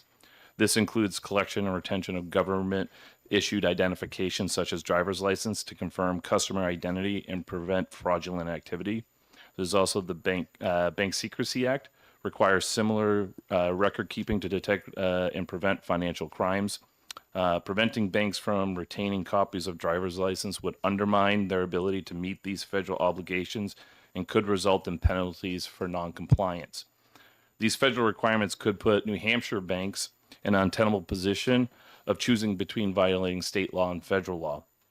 Further, it's unclear to us whether the passage of this bill would result in national preemption, meaning this legislation likely would not apply to nationally chartered banks doing business here in New Hampshire. If this is in fact the case, it would result in an unlevel playing field for our New Hampshire charter banks and put them at an unfair disadvantage when competing for business. It also poses some operational challenges for our members. Prohibiting the retention of scanning driver's license would severely disrupt routine banking operations that rely on these practices to protect consumers and ensure the integrity of financial transactions. Some examples are opening accounts. Banks are required to retain identification records to verify the identity of new customers. Fraud prevention, as I mentioned earlier, retaining copies of identification documents is essential in investigating fraud or unauthorized transactions. And then finally, loan processing. Driver's license information is often retained as part of loan documentation to ensure compliance with identity verification and underwriting requirements. Without the ability to retain this information, banks would face significant operational challenges, leading to delays, increased costs, and potential risk to customers. As far as the penalties that are in the bill, the imposition of fines starting at $100,000, along with mandatory lifetime identity theft protection for affected individuals, is excessive and we feel disproportionate. These penalties would create significant legal and financial risks for financial institutions, even in cases where compliance with federal law requires retention of identification documents. I think in New Hampshire, we're very fortunate to have a strong and healthy economy supported by a robust and diverse banking industry, including the creation of new banks, which is not common in many other states. The threat of severe penalties and criminal liability would discourage banks from operating in New Hampshire or offering certain services, ultimately harming consumers and businesses in this state. If passed, HB 330 would undoubtedly have a chilling effect on our economy, taking away from the New Hampshire advantage. So in conclusion, while well-intended, HB 330 conflicts with federal law, imposes impractical restrictions on routine banking operations, and creates excessive legal and financial risks. These issues would not only harm financial institutions, but also hinder the ability to effectively serve the residents and businesses of New Hampshire. And before I finish, I would like to also point out that in Commerce, they are dealing with a similar bill, House Bill 77, that deals with the sale of alcohol and tobacco products. There is an amendment that passed the committee last week that would prevent the storing and retention of information held on licenses and simply allow for scanning as an age verification tool. And I'd also like to point out the legislature passed a bill last year, Senate Bill 255, that establishes state level privacy statute that requires businesses in the state to protect personal information. So I feel that this issue is being addressed and has been addressed. So in closing, for these reasons, New Hampshire Bankers strongly opposes House Bill 330 and urges the committee to reject the bill. Thank you for your time. I'm happy to take questions. Thank you. Thank you very much. Could you just, I was trying to write down as quickly as I could, what was the Senate bill that passed last year? Senate Bill 255. I believe it was retained from the prior year, and I believe it was the first bill the governor signed last year. Okay. Thank you very much. Welcome. Representative Scheer? You are not a former student of mine. I am not. Same question as I asked Ms. Weston. What if the bill were to include language, something akin to use for a permitted for identification purposes only, and use as required by federal law? If those two things were in the bill and limited it accordingly, would you have any remaining problems with the bill? I think with anything, we always like to say the devil's in the detail, but I think, given what you've just laid out, we could take a neutral position on that, but we would be happy to work with the committee and any other stakeholder to ensure that it doesn't conflict with federal law, and that for our point, our banks could still do business without the concern and the fear of violating federal law when trying to comply with federal law. Thank you. You're very welcome. Representative Muse? Thanks for taking my question. Not everybody in New Hampshire has a driver's license. So what happens to people who don't when they come to a bank and they want to take out a loan, or they want to go through, initiate one of the processes that you've talked about? Yeah, thank you for your question. It's a great question. Banks have, so it's government issued ID. However, banks, and we've been working with, for an example, Department of Health and Human Services, to work on banking foster children that don't have an adult in their life, that can't sign that contract to open up that bank account.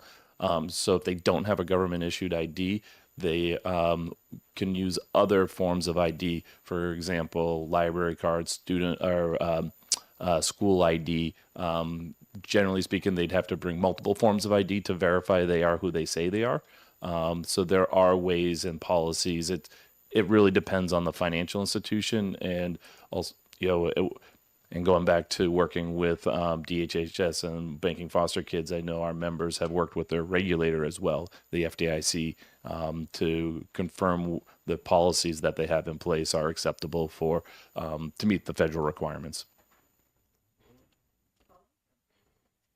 So it's fair to say that if somebody doesn't have a driver's license, there are a lot of additional steps and a lot of additional work that need to happen on your end to verify their identity. I would say that is a correct statement. Thank you. Great. Seeing no further questions, thank you very much. Thank you. Anybody else? Tom Prassel? Nice guy. Great. Thank you, Madam Chair, members of the committee. For the record, my name is Tom Praysall from Demers, Praysall and Thomas. I'm here today representing the New Hampshire Retail Association. And as the other folks behind me have indicated, we are also opposed to this legislation. The retailers of all sizes use scanning and driver's licenses as a way to protect age-restricted items such as alcohol and tobacco. And as Ryan had mentioned previously, we have worked with the House Commerce Committee on amended language to allow for the scanning of driver's licenses in those specific age-restricted item situations. However, it prevents the retaining and sharing of that information. However, retailers do use driver's licenses for a number of other issues. You can go to Best Buy and get a Best Buy credit card. I think those instances would fall under what Ryan mentioned with the Bank Secrecy Act. And also, many of you have been to a home improvement retailer where they offer the ability to rent a vehicle, a truck, or tools, and they need to use driver's licenses to verify the person's allowed to drive a vehicle, and they are who they say they are. Again, also, as Ryan mentioned, he really hit a lot of good points, Ryan. Senate Bill 255 also outlines a number of privacy protections, including requiring businesses of certain sizes to have a mechanism for someone to reach out and have whatever information that was provided removed. So we think there's adequate protections already in place based on the wisdom of this legislature in previous years, and we don't think the bill is needed, and we would ask that you find it inexpedient to legislate. Thank you very much. Representative Scheer? Same question I've asked Ms. Weston and Mr. Hale. If the bill were amended to include language such as permitting use for identification purposes only and use as required by federal law, would that eliminate most of your objections to the bill? You know, I'm not sure. I'd have to see what that language looks like and how it interplays with other sections of law, and what the uses would be for that. So I'd like to see it before I make a decision. Follow up? Follow up. I think particularly with retailers, might it be the case that those who are concerned about their privacy are concerned that retailers are going to use the information on the driver's licenses for purposes other than identification and those required by federal law? For example, start sending them mail. Do you appreciate that concern? I do appreciate that concern, and I think that's why we were fine with the passage of Senate Bill 255, which we felt adequately addressed consumer concerns in that area. Last follow-up. Follow up.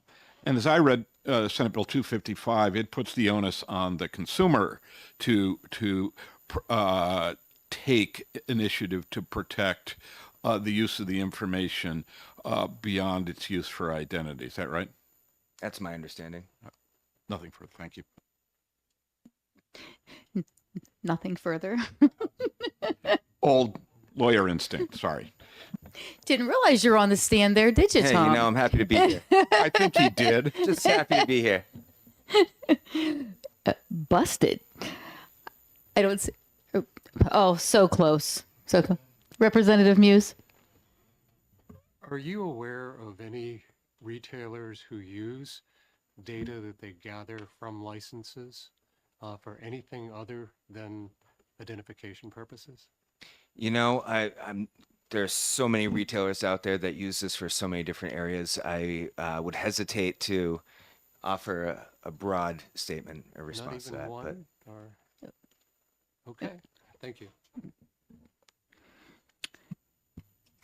Thank you Free very to much. go? Yes, you are free to go. Thank you. We certainly don't want this turned into a challenge. That's for sure.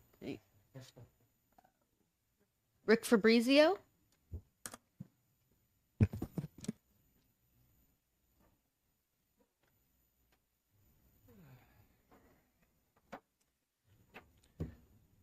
Vice Chair Rhodes and committee members, for the record, I'm Rick Fabrizio, Senior Director of Advocacy and Public Affairs for the Business and Industry Association of New Hampshire. We are the statewide Chamber of Commerce. I will be brief and not repeat a lot of what we've heard. BIA does oppose this bill because it would broadly restrict and complicate the collection of basic information for routine industry protocols. In doing so, if this bill were to pass, it would remove the individual's right to grant consent for the use of their information for its stated purpose. It's important to point out that these routine business protocols are in fact permitted under the New Hampshire Driver Privacy Act, which is RSA 260:14. It restricts the ability to sell, rent, or transfer motor vehicle records for any unauthorized use. As Ryan had mentioned, it could also run afoul of the federal Privacy Protection Act, which also allows legitimate business needs in transactions initiated by the individual to verify accuracy of personal information. Now, BIA understands the importance of safeguarding the personal information of New Hampshire residents. We led efforts to pass the New Hampshire Data Privacy Act, which was SB 255, but is now RSA 507H. It's the state's first comprehensive consumer data protection law. And I would add that the most troubling part for BI's consideration is the fine structure for this at $100,000. It dwarfs what is already in RSA 260:14, which allows $2,500 for each violation of selling, renting, or transferring the information. With that, I'm happy to take any questions. Thank you very much. Representative Scheer? Same question that I've Yes. asked before. Okay. I want to, you could, No, Go ahead. my concern would be the existence of the state and federal law, which this would conflict with, even if you were to start to allow for certain banking transactions. But you'd be ending up having so many carve-outs that I don't know what you'd have left for a law. There was a similar, more focused bill before transportation last session, and different groups came in and said, hey, could we get this for insurance? Can we get this for banking? How about for test drives of cars? And it just didn't advance because there were too many things to adjust. If there was a way forward on that, I still think a major issue is what I see as excessive liability exposure for businesses. The $100,000 is a pretty staggering number. thank you. I don't see any further questions. Thank you very much. Thank you. Is this 330? Is there anybody else with us that would like to testify for House Bill 330 that has not turned in a pink card? Seeing none, I will close the public hearing, and we are going to be in recess until 3:45.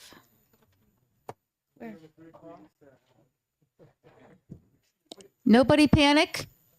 I know it's hard to believe that I made a mistake. I'm being sarcastic because I make one every time I'm here and I'm looking at times. I was looking at House Bill 338 to being the one that we just did. So I will now open the public hearing for House Bill 338 and welcome the prime sponsor to introduce the legislation. If we know.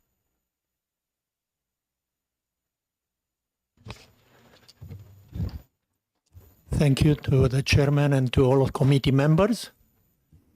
If you just want to hold on 1 second, we have a lot of moving parts behind you, and we're not going to be able to hear you, which won't be very fair to you. So let's just give everybody 1 second to settle down. I didn't realize we were going to have so many moving parts after I asked you to come up. Well, apparently I came into the table and I cleared the room. Sorry about that. You really did. Look what's happening. So They gone. on the bright side, I will be very brief because it's a very straightforward bill. For the record, my name is Daniel Popovich Miller. I represent Windham, Rockingham 17, and I'm the prime sponsor of this bipartisan bill. Basically, the bill does exactly one thing. It tries to align the standards needed for various law enforcement branches to stop and search people. And it does so by bringing the conservation officers to the same probable cause standard that every other law enforcement agency that I'm aware of is subject to. The intent is to just make sure that everybody's rights are protected equally, regardless of which law enforcement agency they happen to encounter. And it is something that I worked with Bob Lynn.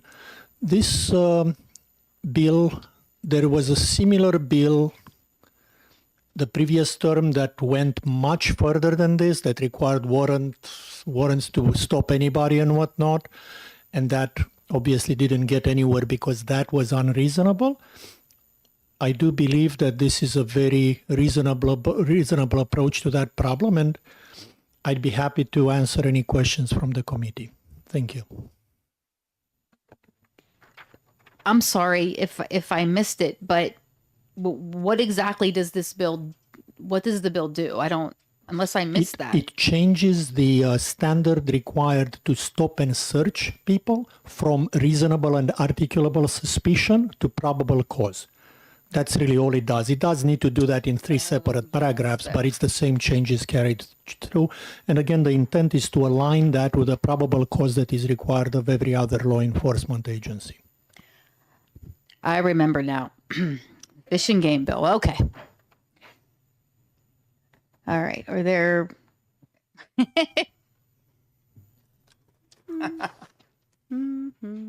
Representative Saborin Chaunet. Thank you, Madam Chair. It's close enough. And Representative Popovich Miller, thank you for taking my question, sir. This only applies to New Hampshire. Does this only apply to New Hampshire state fish and game officers? It applies to conservation officers. Yes, they are conservation officers. So yeah, it is meant to apply to fish and game law enforcement officers. Yes. Follow up, and that's state level law enforcement. Yes, they are a state agency, and they derive their authority from the state. And again, I'm just trying to make sure that people don't have to flip through a thick law book to see what the rights are, depending on which agency stops them. Yes.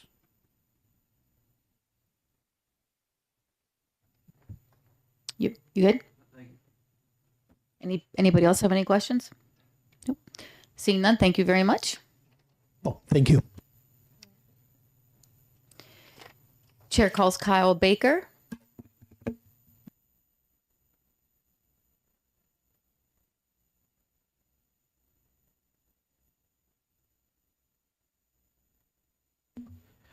Good afternoon. Thank you for having me here. My name is Kyle Baker. I am with the Rathjag and Pignatelli firm, and I'm here on behalf of the New Hampshire Wildlife Federation. The New Hampshire Wildlife Federation is a 92-year-old nonpartisan nonprofit organization that advocates for hunting, fishing, and trapping, as well as the protection of and conservation of land access in New Hampshire.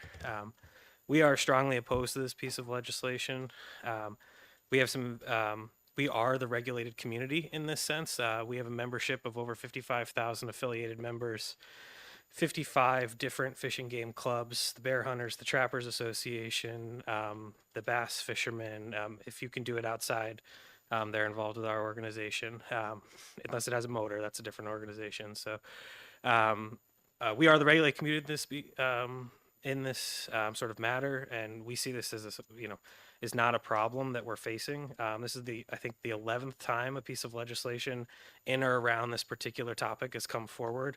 And we have annual meetings and banquets and monthly meetings with all of our delegates from all the various clubs around the state. And never once has anyone shown up to one of our meetings saying they felt that their rights were limited by conservation officers. The sportsmen in New Hampshire are lucky to have a very close relationship with our conservation officers. They are members of our communities, members of the sports and passions we undertake. We also have concerns that this would make New Hampshire a bit of an island when it comes to poaching.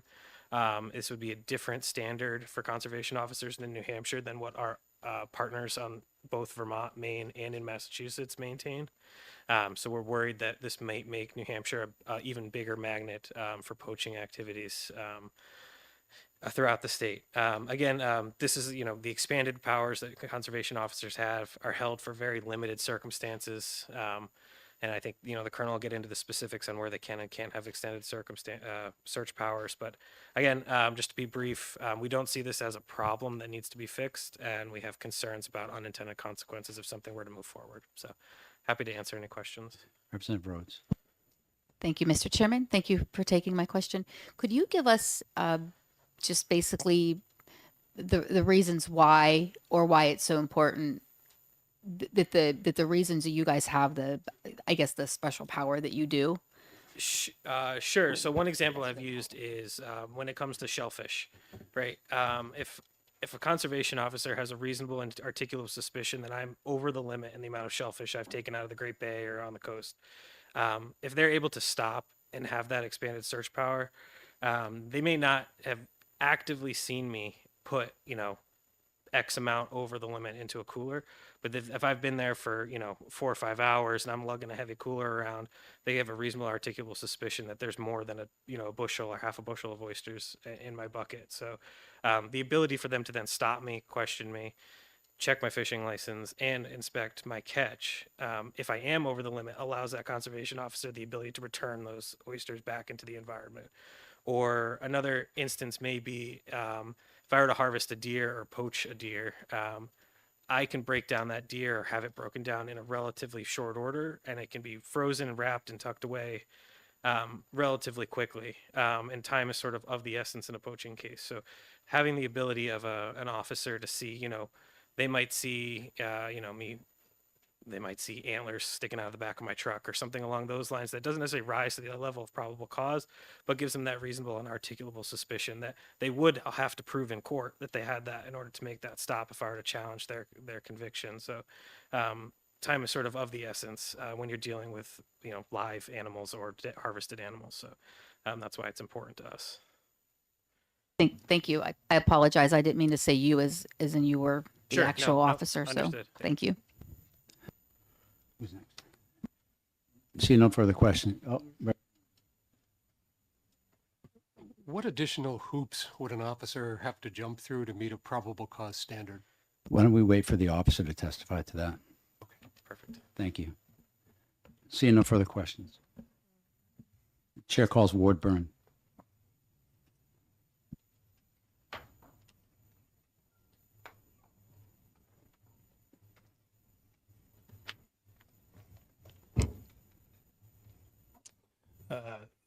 Thank you for having me here today so I could testify on this against this bill. My name is Ward Byrne. I'm a commercial lobster fisherman out of Portsmouth, New Hampshire. My vessel is a fishing vessel, Sugar Daddy, and I'm here to speak on the representation of your New Hampshire commercial fishermen. I do have a written statement, and I'd like to share a few other things. Did you come 2 years ago for this? I sure did. I thought I recognized you. Yep. Nothing's changed. I sure did. This proposed changes under House Bill HB 338 threatens to devastate both the commercial and recreational fishing industries by undermining the ability of conservation officers to effectively enforce regulations. Fishing is a heavily regulated activity, and inspections are crucial in preventing marine resources for future generations. Limiting officers to act upon probable cause would waste valuable time, allowing violations to go unchecked and depleting our ecosystem. Federal and state laws currently work in harmony to ensure sustainable resources and management, but this change would create damaging legal conflicts. Fishermen who depend on these resources to support our families understand the value of inspections and willingly submit to them to protect our livelihoods. Without strong enforcement, illegal overfishing and violations would jeopardize the biodiversity and the long-term viability of our fishing economy. Time is money, and waiting for officers to secure warrants would not only hurt enforcement efforts, but financially cripple hardworking fishermen. We cannot afford to strip away the tools necessary for sustainable fishery management. Doing so risks destroying an entire industry and our natural resources we rely upon. If I could add a few more things.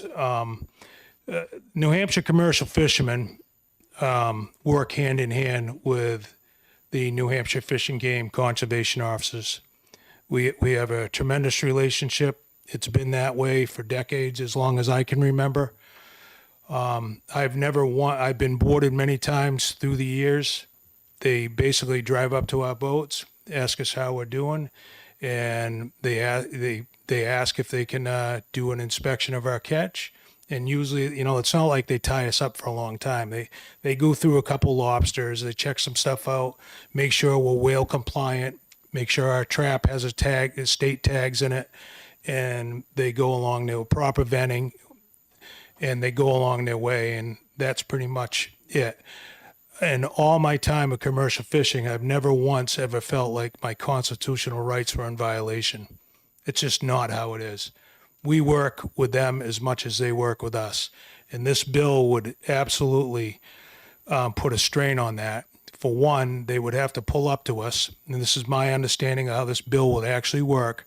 They would pull up to say my vessel, request permission to do an inspection. Once that happens, they have to stop. I have to stop fishing, and they have to type in an electronic email to a judge at the courthouse, and my day's over. And we have to wait for the judge to issue the warrant. It is when we leave the dock today, depending on the vessel and the gear we haul, every day we go to sea, it's a minimum of $600 worth of bait to $1,000, depending on how much gear we're going to haul. That would be very costly to fishermen. I urge you to oppose this bill. It does nothing but hamper our New Hampshire commercial fishermen and the New Hampshire Fish and Game Department. Thank you. Thank you. You said that you represent the commercial fishermen. Is that like an organization of how many members you have? We are a New Hampshire Commercial Fishermen is a 501c3. We are an organization in the state. We have approximately 300 commercial fishing licenses in the state. Now, they're not all active, and I don't know the exact number of exact members, but we are a strong organization. To that point, you generally don't necessarily always testify in favor of the government. And in fact, the federal government infringed on your rights quite a bit. And I understand you guys spoke out about it quite vociferously. Is that true? That's very true. That was on a lobster gauge increase. And as commercial fishermen, we felt as though that our data, what we see in the state and federal data is not correct. They're seeing different things than we are. And we came together and we stood up, and we actually we had a success. We got success from our governor. Thank you, Kelly Ayotte. She was a big help to us, and it was a big deal to be able to do that. And this is the commercial fishing industry is always under the gun, whether it's whales, whether it's windmills, whether it's gauge increases, and now this is my second time up there this week testifying on trying to protect us as fishermen. And well, the point of my question is you're no pushover, your group. And if you didn't like this bill, you wouldn't be down here telling us how great it was. Absolutely. So I appreciate it. Is there anything, any other questions for the captain? If that's your title. My question has to do with your statement about a warrant. And it's my observation that without a warrant is lined out, and I don't think a warrant is put back in anywhere, but it does raise it to the highest degree of evidence that they have to prove. So I'm not sure how much of a delay that would be to you now. So we're going to have to probably investigate that further to see what that is. And do you agree with that? State that question again, please. I'm a little confused. It doesn't appear that the warrant is required in the bill, but we'll discuss that. It probably Okay, has it been removed? It's No. been deleted. It's without a warrant is deleted, and I don't see anything here that says a warrant. And It was my understanding that it's necessary to have a warrant to get on our boats if this is passed. And I'm here to speak against that. That would be very bad for the New Hampshire commercial fishermen. thank you very much. The fact that we'll clear that up in no, executive when session. the current state of the law is they can board without a warrant. Scratching that out means they would now need a warrant to get it to go on their boats. And to apply for a warrant takes a long time. Ergo, he's here to tell us why that's not a good idea. And ultimately, you know, us fishermen are stewards of the sea. and we want to protect our resource. And this is, it may not seem like it, but working with wardens, but it absolutely protects our resource. It keeps everyone in check. If they're stuck with me all day, they may not be checking somebody else that's not compliant. Or saving somebody. So saving somebody, absolutely. Thank you. Seeing no further questions, thank you for your testimony. Oh, I'm sorry, Matt, go ahead. Would you believe that I do not believe that the intent of this bill was to require, the author of the bill that was not intending to require a warrant? I believe that the phrase "without a warrant" is scratched out to further illustrate that the authors of this bill do not want there to be a warrant for boarding. I believe that is the intent of the bill. Would you believe that? I don't. I would. Yeah. If I may address. Yeah. To require a warrant, it needs to say the word warrant. By saying, it basically now says to start and search and to examine, you have to have probable cause. It doesn't say you have to have a warrant. Oh, I see. So I don't think it does require a warrant. I think Representative Sabran de Chouanier is correct. Well, to get a warrant, you need probable cause. So it's raising the standard to the level of, you might as well get a warrant. No, well, Almost. no. Here's the difference. Probable cause is the standard to get a warrant, Yeah. but to not have to get a warrant, it's a lot shorter. True, but to develop probable cause based on a boat that you can't. Yes, it get is a higher next to- standard. Yeah, it's a higher standard. Okay. Yeah, I just want to clarify. Yeah. The way it's written says that you do not need a warrant to stop, but you must have probable cause to stop, which is an increase in however the evidentiary rules are. Yeah. So it does not include a warrant. I saw the sponsor shaking his head back. Yeah. For the record, Matt is right. Yeah. Yeah. But he already rested his case once. I don't know how many times he needs to do. So now, as a fisherman, I'm a little confused with what's going on here. Oh, yeah. Let me just break. Let me just break it down. They don't need the warrant. If this were to pass, they wouldn't have to have a warrant, but they would have to have probable cause. So that would just mean that the standard that they would need to look at your catch would be higher than they would previously.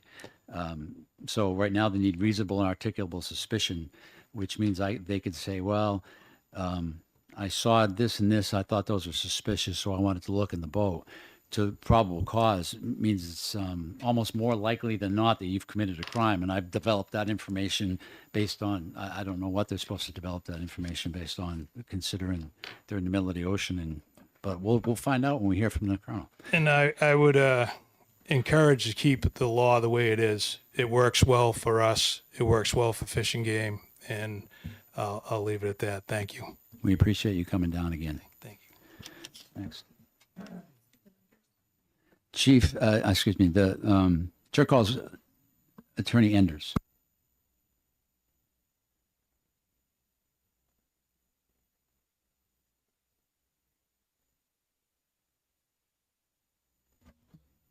Good afternoon. My name is Stephen Enders. I'm an assistant county attorney in Merrimack County. I also opposed the bill and would ask that it be found inexpedient to legislate. It sounds like a problem that doesn't exist. And I agree that striking the words "without a warrant" creates ambiguity as to whether or not you would need a warrant. If you don't need a warrant, I don't understand what the difficulty with keeping the language "without a warrant" would create. I think that would clear up that ambiguity. I think the fact that these are referred to as conservation officers is telling in and of itself that these are people who are trying to conserve the resources of the state of New Hampshire, and there's a certain balance between conserving New Hampshire's resources and sort of your individual freedom to go about doing whatever you want when it comes to hunting, fishing, whatever. And it seems to me that reasonable suspicion would be the proper standard, and it sounds like that is, in fact, a standard that's working. I would note that if this were to pass, to stop a person, you would need probable cause, whereas in sort of regular everyday law enforcement can stop a person based on reasonable suspicion. So this would create a scenario where, for example, the gentleman who spoke before me, it would be easier to stop him driving his car on the way to the dock than it would be to stop his commercial fishing boat, which makes very little sense to me. I'm happy to answer questions. Based on your experience trying cases, is it not your experience that probable cause is often developed based on conversations and investigations that started with reasonable suspicion? Yeah, absolutely. Reasonable suspicion is a lower standard than probable cause. And these standards are sort of squishy to begin with. When it's not like a light bulb lights up when you go from reasonable suspicion to suddenly you now have probable cause. But I think generally you'd find that probable cause is more of an objective basis to believe that a crime has been committed, whereas reasonable suspicion is a sort of feeling based on reasonable articulable facts that in fact there is a crime afoot. We're kind of focused on the ocean here, but this also affects the land. So Absolutely. with regard to hunters in the woods, to require probable cause to stop a hunter who's walking, probable cause that they have committed or are about to commit a crime, can you think of any way that they could possibly do that without first engaging the hunter, or just from seeing? I mean, even if they were carrying a deer, is it would that be probable very- cause that they've poached it? Right. No, absolutely not. It would be very difficult to stop someone based on probable cause, which is, I think, why generally law enforcement is able to stop a person based on reasonable suspicion. So you have that sort of Terry stop based on reasonable suspicion, which allows you to detain a person and ask them a moderate number of questions to, confirm or dispel your suspicions. And that's Terry versus Ohio, not Terry, chairman of the board here, just in case you're wondering. Further questions for the attorney? Seeing none? Thank you. The chair calls Colonel Jordan. I do have some testimony, sir, with your permission.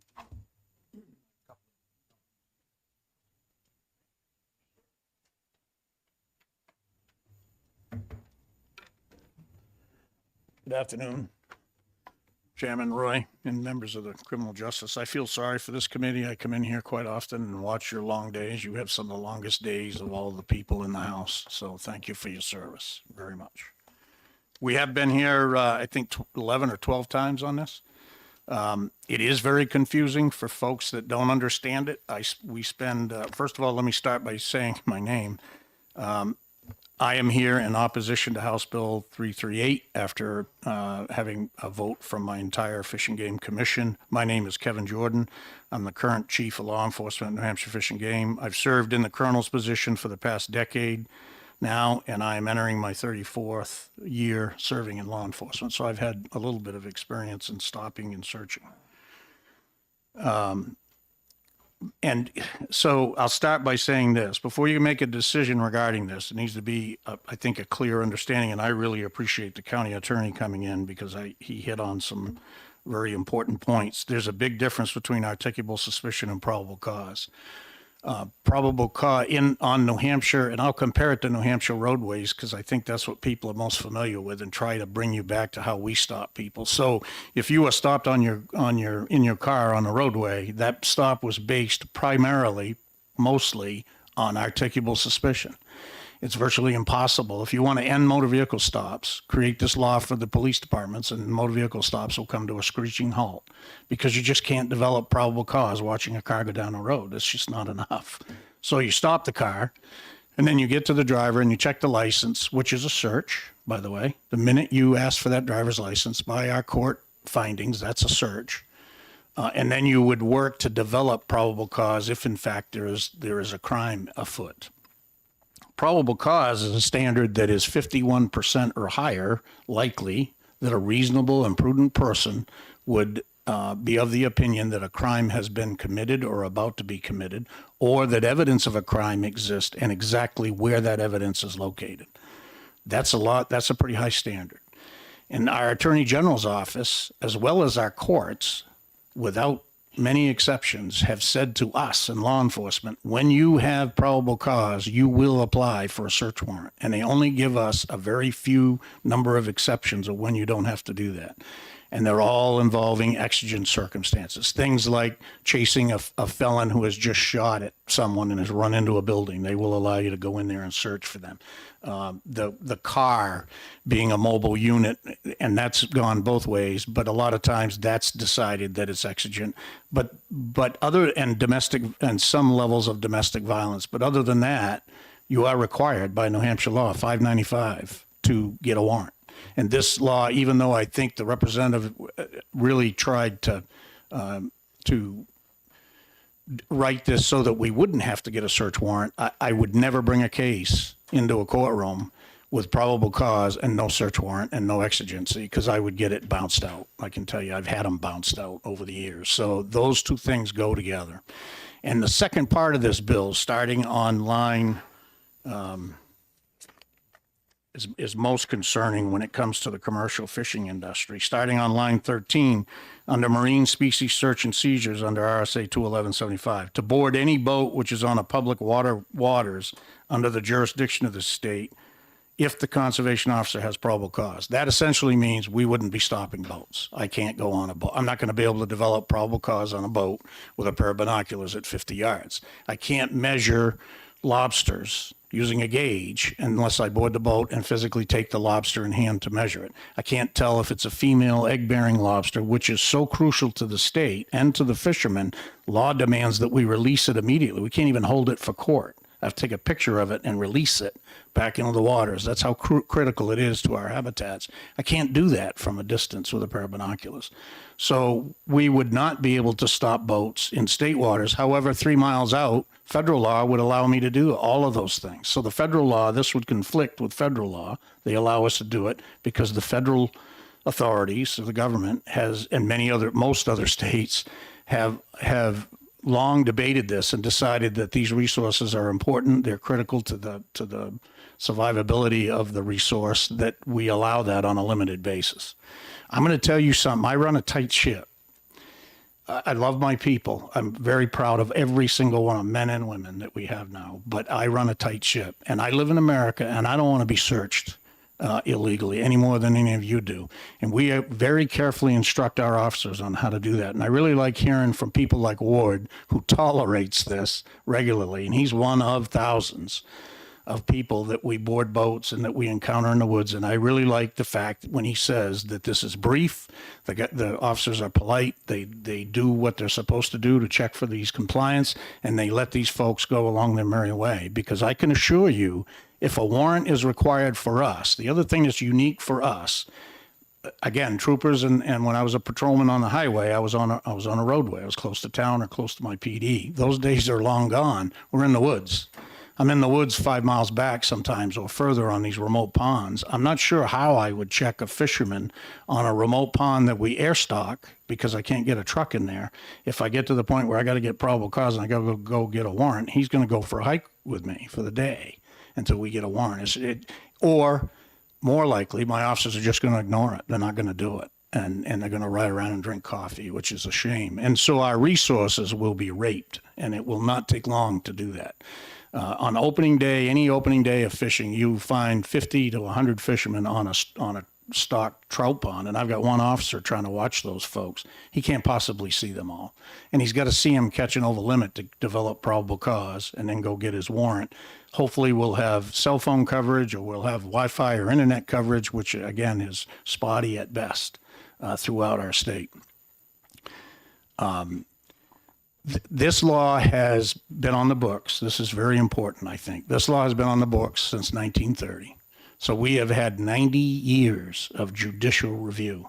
90 years, ladies and gentlemen, of defense attorneys and prosecutors and judges who have heard this law or heard this start of an investigation based on the authorities provided in this law. I am very confident when I say to you that if any of this violated anyone's rights, we would have heard about it some time ago, and it would have changed. It has been appealed, interestingly, 3 times to the New Hampshire Supreme Court. First case was State v. Kimball, and it involved a Bob house with one of my officers going into a Bob house based on articulable suspicion. That case was upheld. by our Supreme Court as being constitutional. Their ability, they looked specifically at this particular statute, 20626. The next case was State v. Boschman. I find it interesting that Justice Lynn affirmed this decision. He was in the Supreme Court, and he held that this law was constitutional in that particular case. I think that's important. And we prevailed in that case. That was where an officer entered a piece of property, and the defendant claimed he had no right to be there, and so 20626 was reviewed and affirmed as being constitutional. The third case was in 1973. It involved a lobster fisherman, a gentleman by the name of Marconi. No relation, I don't believe, to the current Marconi family down there. And again, that involved boarding a boat, checking for lobster catches. All of those objections were raised about us being able to board a boat, and the Supreme Court again upheld that this law was constitutional, that it is necessary to ensure the rights of all citizens to enjoy these resources, and that these stops are brief. These people are engaging in activities based on choice, not privilege, not rights. And so if they feel it is a violation of their constitutional rights, you can simply not participate in it. I don't know how I would enforce. You folks changed a law for us a number of years ago involving lead tackle to protect our environment. You can't fish using lead. I wouldn't be able to check for that. We have to physically look at the tackle to see that. I wouldn't be able to check for steel shot in a shotgun. We determined that shooting lead on a waterfowl over our waterways poisons our waters and our loons. The only way I can tell if someone's shooting a lead shot going off in a shotgun sounds identical to a steel shot. The only way I can tell the difference between lead and steel is to check it with a magnet. So the officers go out during duck season and check rounds with magnets. We wouldn't be able to do that if we needed probable cause. None of these things would occur. Another very important piece is I averaged it out for about 3 years, we receive almost $500,000 from National Marine Fisheries. No, actually it's NOAA. There you go, sir. Yes, sir. I should have signed you up for a witness. You've done a great job today. National Marine Atmospheric Administration provides almost $500,000 to New Hampshire Fish and Game. And so that is used for my officers on the coastline, and they get that grant because they are down there checking federal compliance for right whales, for lobster traps, as Mr. Byrd very accurately described. If we were not able to do that, if we were restricted from doing that, which this law would now prevent us from doing, unless we had probable cause, we would lose that funding. We'd lose that $500,000 funding. That saves the state a lot of money. I'd buy equipment with it down there. We use it for boats, and it pays the officers' salaries working on the coast. So that would now fall to the state coffers. I have those court cases if anyone is ever interested in seeing the quotes from them, but the quotes are very similar to what I've said. The reasoning for not ruling this as unconstitutional. And the final thing, one other thing I wanted to leave you with is the state of California is arguably, and I hope I don't offend anyone, but arguably it is probably the most liberal state in the country. The state of California heard this case involving a commercial fisherman based on an officer in the wildlife enforcement out there that stopped a commercial fisherman, searched or actually checked his catch, much like we do on a daily basis, found short lobsters, convicted him of it, and it went all the way to the California Supreme Court, and they in fact held that this law was not unconstitutional, that it was important for fishermen, and they gave very similar reasons to our own state cases. So. And I would ask you to, before you vote on this, I would ask you to think about the last time that you heard a New Hampshire conservation officer being on the front page of any newspaper or any news article violating anyone's rights. I will challenge you that has never occurred. It certainly hasn't in my 3 decades of service.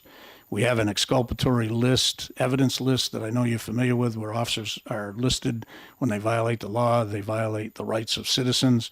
Again, I've never known of a New Hampshire conservation officer ever being on it. I think they're doing this right. I think they're fair. I think they're professional. I'm very proud of them. And I would ask you not to strip them of their powers, which is exactly what this bill would do, but to let us do our job the way we've been doing it. And I thank you for your patience and support that I've always seen in this committee. Thank you, Colonel. A couple questions. We talk about fishermen, we talk about hunters, but what about just a regular Joe who's out there on his boat, who could potentially get caught up in this. Yes. So if I'm out there just for the day on my boat and Yep. we're just out sightseeing, I don't particularly care about how long you take to search a lobster boat or anything like that. I just want to enjoy the weather and Sure. so I don't necessarily want to consent to just being boarded for no particular reason. Absolutely. How do you handle that case? So, and I should have explained that. So, I give you some examples of how we function. So, when I go out on a freshwater lake and it's fishing season, and I've got binoculars, I'm watching people with binoculars before I approach them because I want to make sure that we are looking for fishermen. And I see that boat, and I see a family on it, which is quite common. And so, the first thing you look for is, do they have fishing gear on board? Are they fishing? If you don't see fishing gear, then the next thing I look for is I might check to see if the boat's registered. Marine Patrol normally does that, but if I'm out there and I'm looking for that, I'll look for that. I may look to see if we have children on board and if in fact those children have life preservers. Other than that, I'm going to wave and wish you a great day because I don't have that articulable suspicion. And that's what I teach these guys. Another example is you are watching fishermen along a brook fishing. Fisherman is there. You didn't see him catching fish, but he is now leaving. By the time you got down to him, he is headed your way, and he's got his fishing equipment in his hand, and he has a backpack on. And so you approach him. Things you look, he's fished. I feel very comfortable asking him for his license. My next conversation with him would be, did you have any luck today? Did you catch any fish? And well, yes, I did. I caught 2 brook trout. Can you mind if I take a look at those brook trout? And they'll present those 99% of the time. If he says no, I didn't catch any fish, and he acts suspicious, he acts nervous, or I have some sort of idea that maybe something is amiss here, I might engage him in further conversation. I might look at the backpack. Do I see water on it? Do I see it wet? I'm not allowed by this law to go tear off his backpack and unzip it and go through all the compartments. I mean, I can do that, but you're not going to be able to use any of that in a courtroom. That doesn't give us, you can't go into the guy's front pockets when you're looking for a deer, right? And people have accused us, you guys use your powers to circumvent that. No, you've got to be able to articulate that you saw blood on the trunk of a vehicle, so you opened the trunk, or you asked the individual to open the trunk, or I saw moisture in the backpack, so I had an idea there were fish in there. But that boater or someone's, we drive in a boat launches all the time, and a guy standing there with his date, and there's no fishing gear. I have a friendly conversation with him, and I get out of their hair. I mean, I have no right to ask them anything. So you have to have, because you have to articulate that, in a courtroom. You know that, Chairman Roy, that you have to be able to explain in a courtroom and in a report what started this conversation. And it better be solid because they'll kick it. Today's courts, I think, are more in tune to this than ever, is my opinion. And we have I don't know if you were a defense attorney, but I've listened to you and I have a feeling that you are. We have great defense attorneys. And if there's a hole, you're going to have, they're going to go into that hole and you're going to have to explain that. So yes, we ignore that. You ignore that. And if by accident you encounter that and you don't see fishing gear, you apologize and send them on their way. On the contrary, if you're talking to them and they act suspicious, that you may develop. That's right. Based on, they could have smuggled, they could be full of fentanyl in the hold of the boat. Yeah. The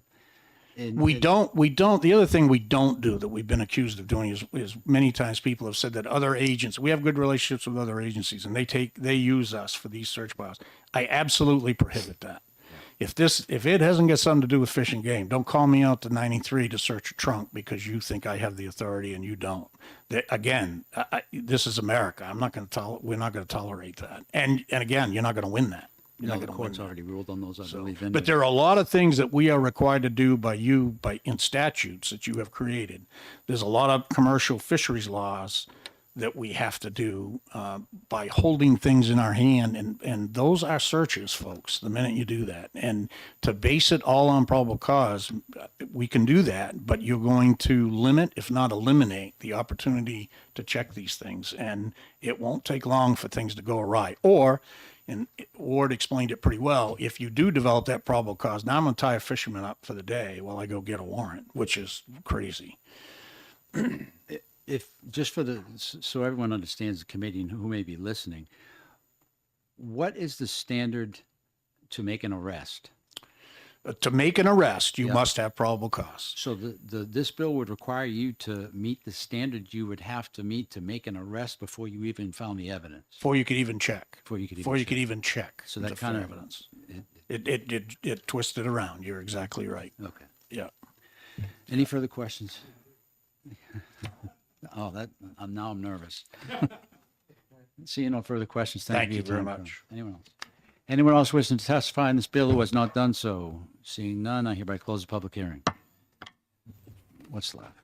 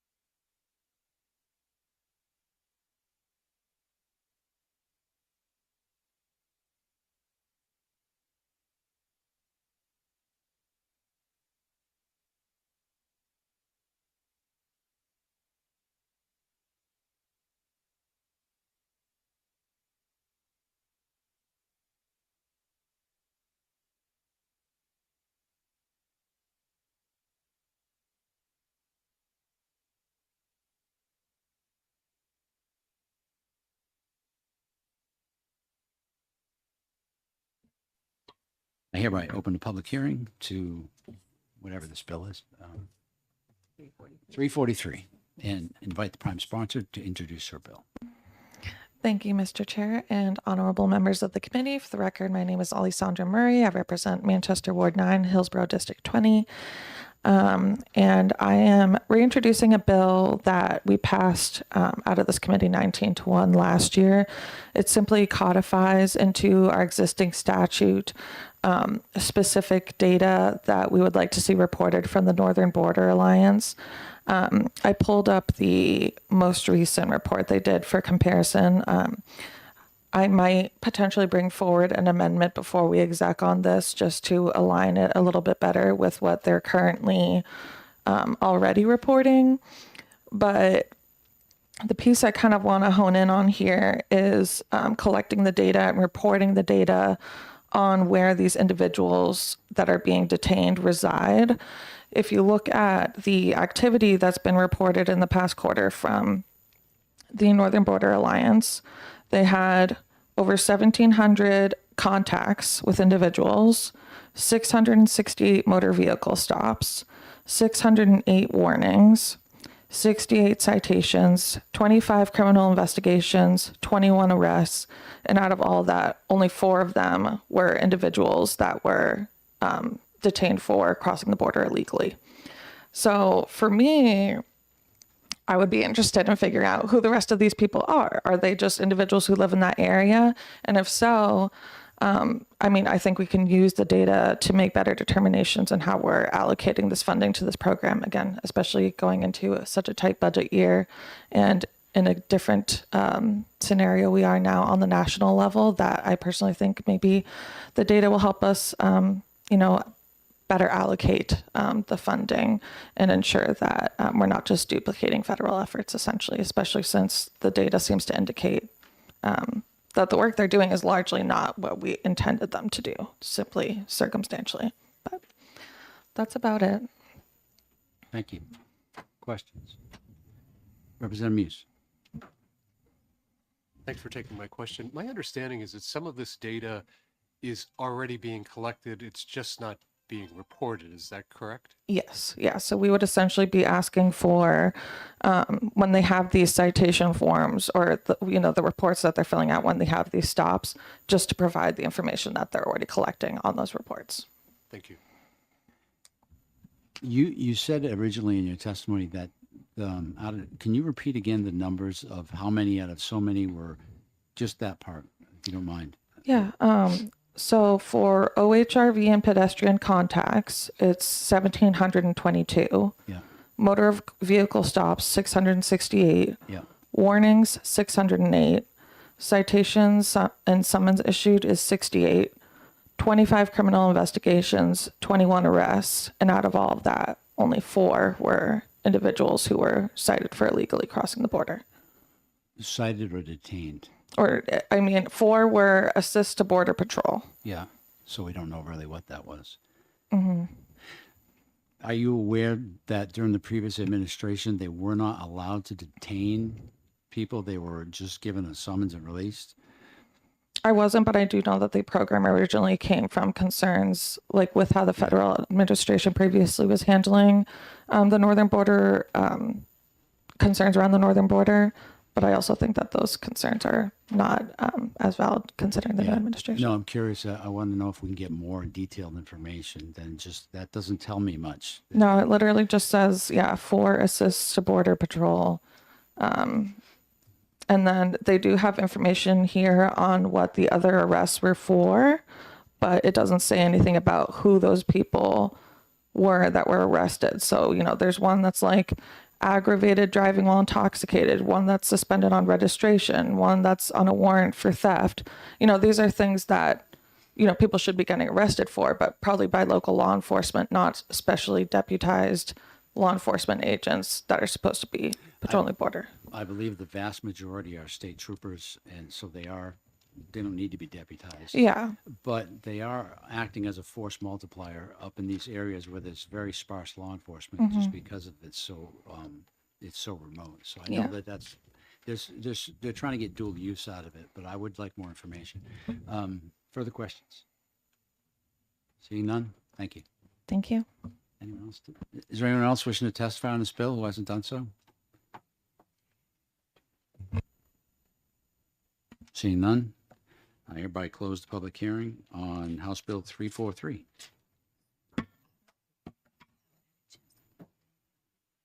Yeah. Which one? Yeah, you do have that wait.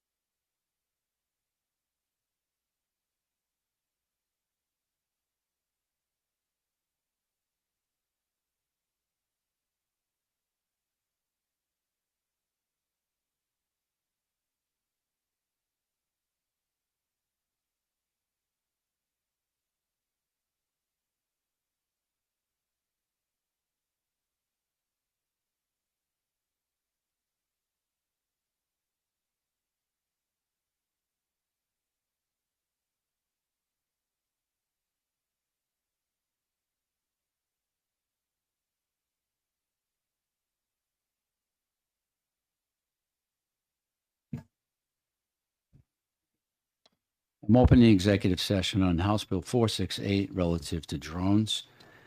And I'm going to recognize myself to offer an amendment that I can't seem to put my hand on. Yeah, the motion is ought to pass with the following amendment. Where is it? Yeah, could you give me another copy? And seconded by Representative Harry Gathright. Thank you. I got it. I'll keep that one. That's yours. I'll speak to my motion. This bill was heard by the committee last week. We for those who don't remember why this was brought, there's serious safety concerns by our state police with regard to how drones are being operated, who's operating them. There's been an amendment to add a couple things. One, an exemption for our press corps so that they are still allowed to do their work.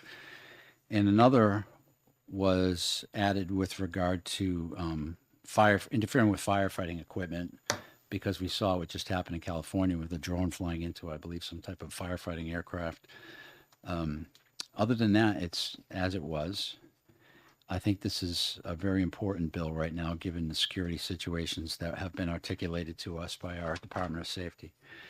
So that is the reason I'm asking you to pass this bill. Would you like to speak to your second, Representative Gathright? Thank you. Anyone wish to discuss this bill?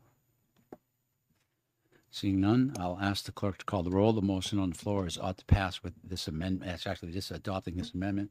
And the amendment number is 0290 Hotel. Vice Chair Rhodes, Yes. Representative Lascelles, Yes. Representative Devoyd, Yes. Representative Paquette, Yes. Representative Sabourne Deschwanier, Yes. Representative Harriet Gathright, Representative Muse, Yes. Representative Newman, Yes. Representative Murphy. Yes. The clerk votes yes. Representative Newell, Yes. Representative Shear, Yes. and Chairman Roy. Chair votes yes. 13-0. 13-0. That's unanimous, correct? I now recognize myself to make a motion of ought to pass with amendment. Second. Thank you. Seconded by Representative Rhodes. Does anyone wish any further discussion? I think we covered it. Seeing none, ask the clerk to call the roll. The motion is ought to pass with amendment. Vice Chair Rhodes, Yes. Representative Lascelles, Yes. Representative Paquette, Devoyd, Yes. Representative Paquette, Yes. Representative Sabourne Deschwanier, Yes. Representative Harry Gathright, Representative Muse, Yes. Representative Newman, Yes. Representative Murphy. Yes. The clerk votes yes. Representative Newell, Yes. Representative Shear, Yes. Chairman Roy. Chair votes yes. 13-0. Any objection to consent? Seeing none, it will go on consent. It's passed unanimously. And does this have a fiscal note? Is it me or does every bill this year have a fiscal note miraculously for some reason? I will see. What is it? Does it have a cost or just zero again, indeterminate? Yeah, it seems like they put notes on everything and said indeterminate this year. Want us to hold it for the budget. But what that's doing is it's jamming fiscal. All right. Well, I'm going to try and put it on consent and try and figure out why our bills are all being done this way. With that, I close the executive session. I open the executive session on House Bill 196. And I move ought to pass with amendment. And amendment number I offer is 0192 Hotel. Seconded by Representative Scher. Speak to the amendment. When the bill was heard, it was brought to us by Representative Wheeler again this year. There were some concerns that, one, it was going to put an enormous workload on the court system and thereby creating a lot of expense as well. And the second concern, I think that was the biggest one that was changed in this, is really that. But let me just speak to it briefly. There's a little bit to like and a little bit to hate for everybody in this bill, which is probably makes it a good piece of legislation. It it lets us forgive mistakes made in youthful indiscretions, but it doesn't go overly broad. So it has to be a misdemeanor or a violation level offense. It has to be a standalone offense. So there's no piggybacking on, getting your pot conviction reversed. That was part of an armed robbery. It had to be for the pot conviction. Getting these things, you may think, well, why is it important to get rid of this? There's a lot of things. You can't join the military, as was raised by one of our members, and I didn't even think of this. With this conviction on your record, you can't join the military. So if this happened to you when you were 17 and dumb, or 18, you're done. You can't ever join the military. Firearms, you can't own firearms. You have drug convictions. You can't ever get a security clearance. So let's say, all right, I'm not going to go in the military, but I do want to work for the FBI. No, you can't. So there's a lot, as a society, back during the Great War on Drugs, we put a lot of emphasis on penalizing this, but it's penalizing people for the rest of their lives when it need not do so. So I think that it's time we practice what we preach and we exercise a little forgiveness. And I understand there are still some concerns about people who have pled down and took the simple misdemeanor and it could have been a felony. And those are valid concerns, but I don't feel like we should retain this Damocles sword hanging over everybody for the rest of their lives because of the few that took a plea deal.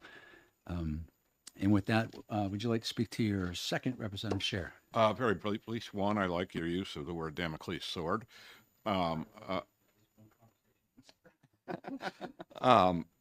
Second, it also, a marijuana conviction can affect your accessibility of subsidized housing and potentially your family's accessibility to subsidized housing. So another reason. It seems like the reasons to do this keep adding the more you discuss it. Open for discussion. Anybody else would like to add their thoughts on this? No. Okay. With that, I would ask the clerk to call the roll. This is on the amendment, adopting the amendment number 0192 Hotel. Vice Chair Rhodes? Yes. Representative LaSalle's? Yes. Representative DeVoid? Yes. Representative Paquette? Yes. Representative Sabor and Deschonier? Yes. Representative Harriet Gathright? Yes. Representative Muse? Yes. Representative Newman? Yes. Representative Murphy? Yes. The clerk votes yes. Representative Newell? Yes. Representative Shear? Yes. Chairman Roy? Chair votes yes. 13-0. 13-0, it is adopted. Motion now, I would now recognize myself for a motion about to pass with amendment. Who wants it? Who? Okay. Representative Gathright, seconded. I believe we've discussed all the reasons, unless someone thought of some more in the last 2 seconds, why we should pass this. Seeing none, I ask the clerk to call the roll. Vice Chair Rhodes? Yes. Representative LaSalle's? Yes. Representative DeVoid? Yes. Representative Paquette? Yes. Representative Sabor and Deschonier? Yes. Representative Harriet Gathright? Representative Muse? Yes. Representative Newman? Yes. Representative Murphy? Yes. The clerk votes yes. Representative Newell? Yes. Representative Shear? Yes. Chairman Roy? Chair votes yes. 13-0. 13-0, the motion passes. Any objection to consent? Seeing none, it will try to go on consent. And with that, I close the executive session. It's my understanding that Representative Wheeler will be supplying pizza in the next room.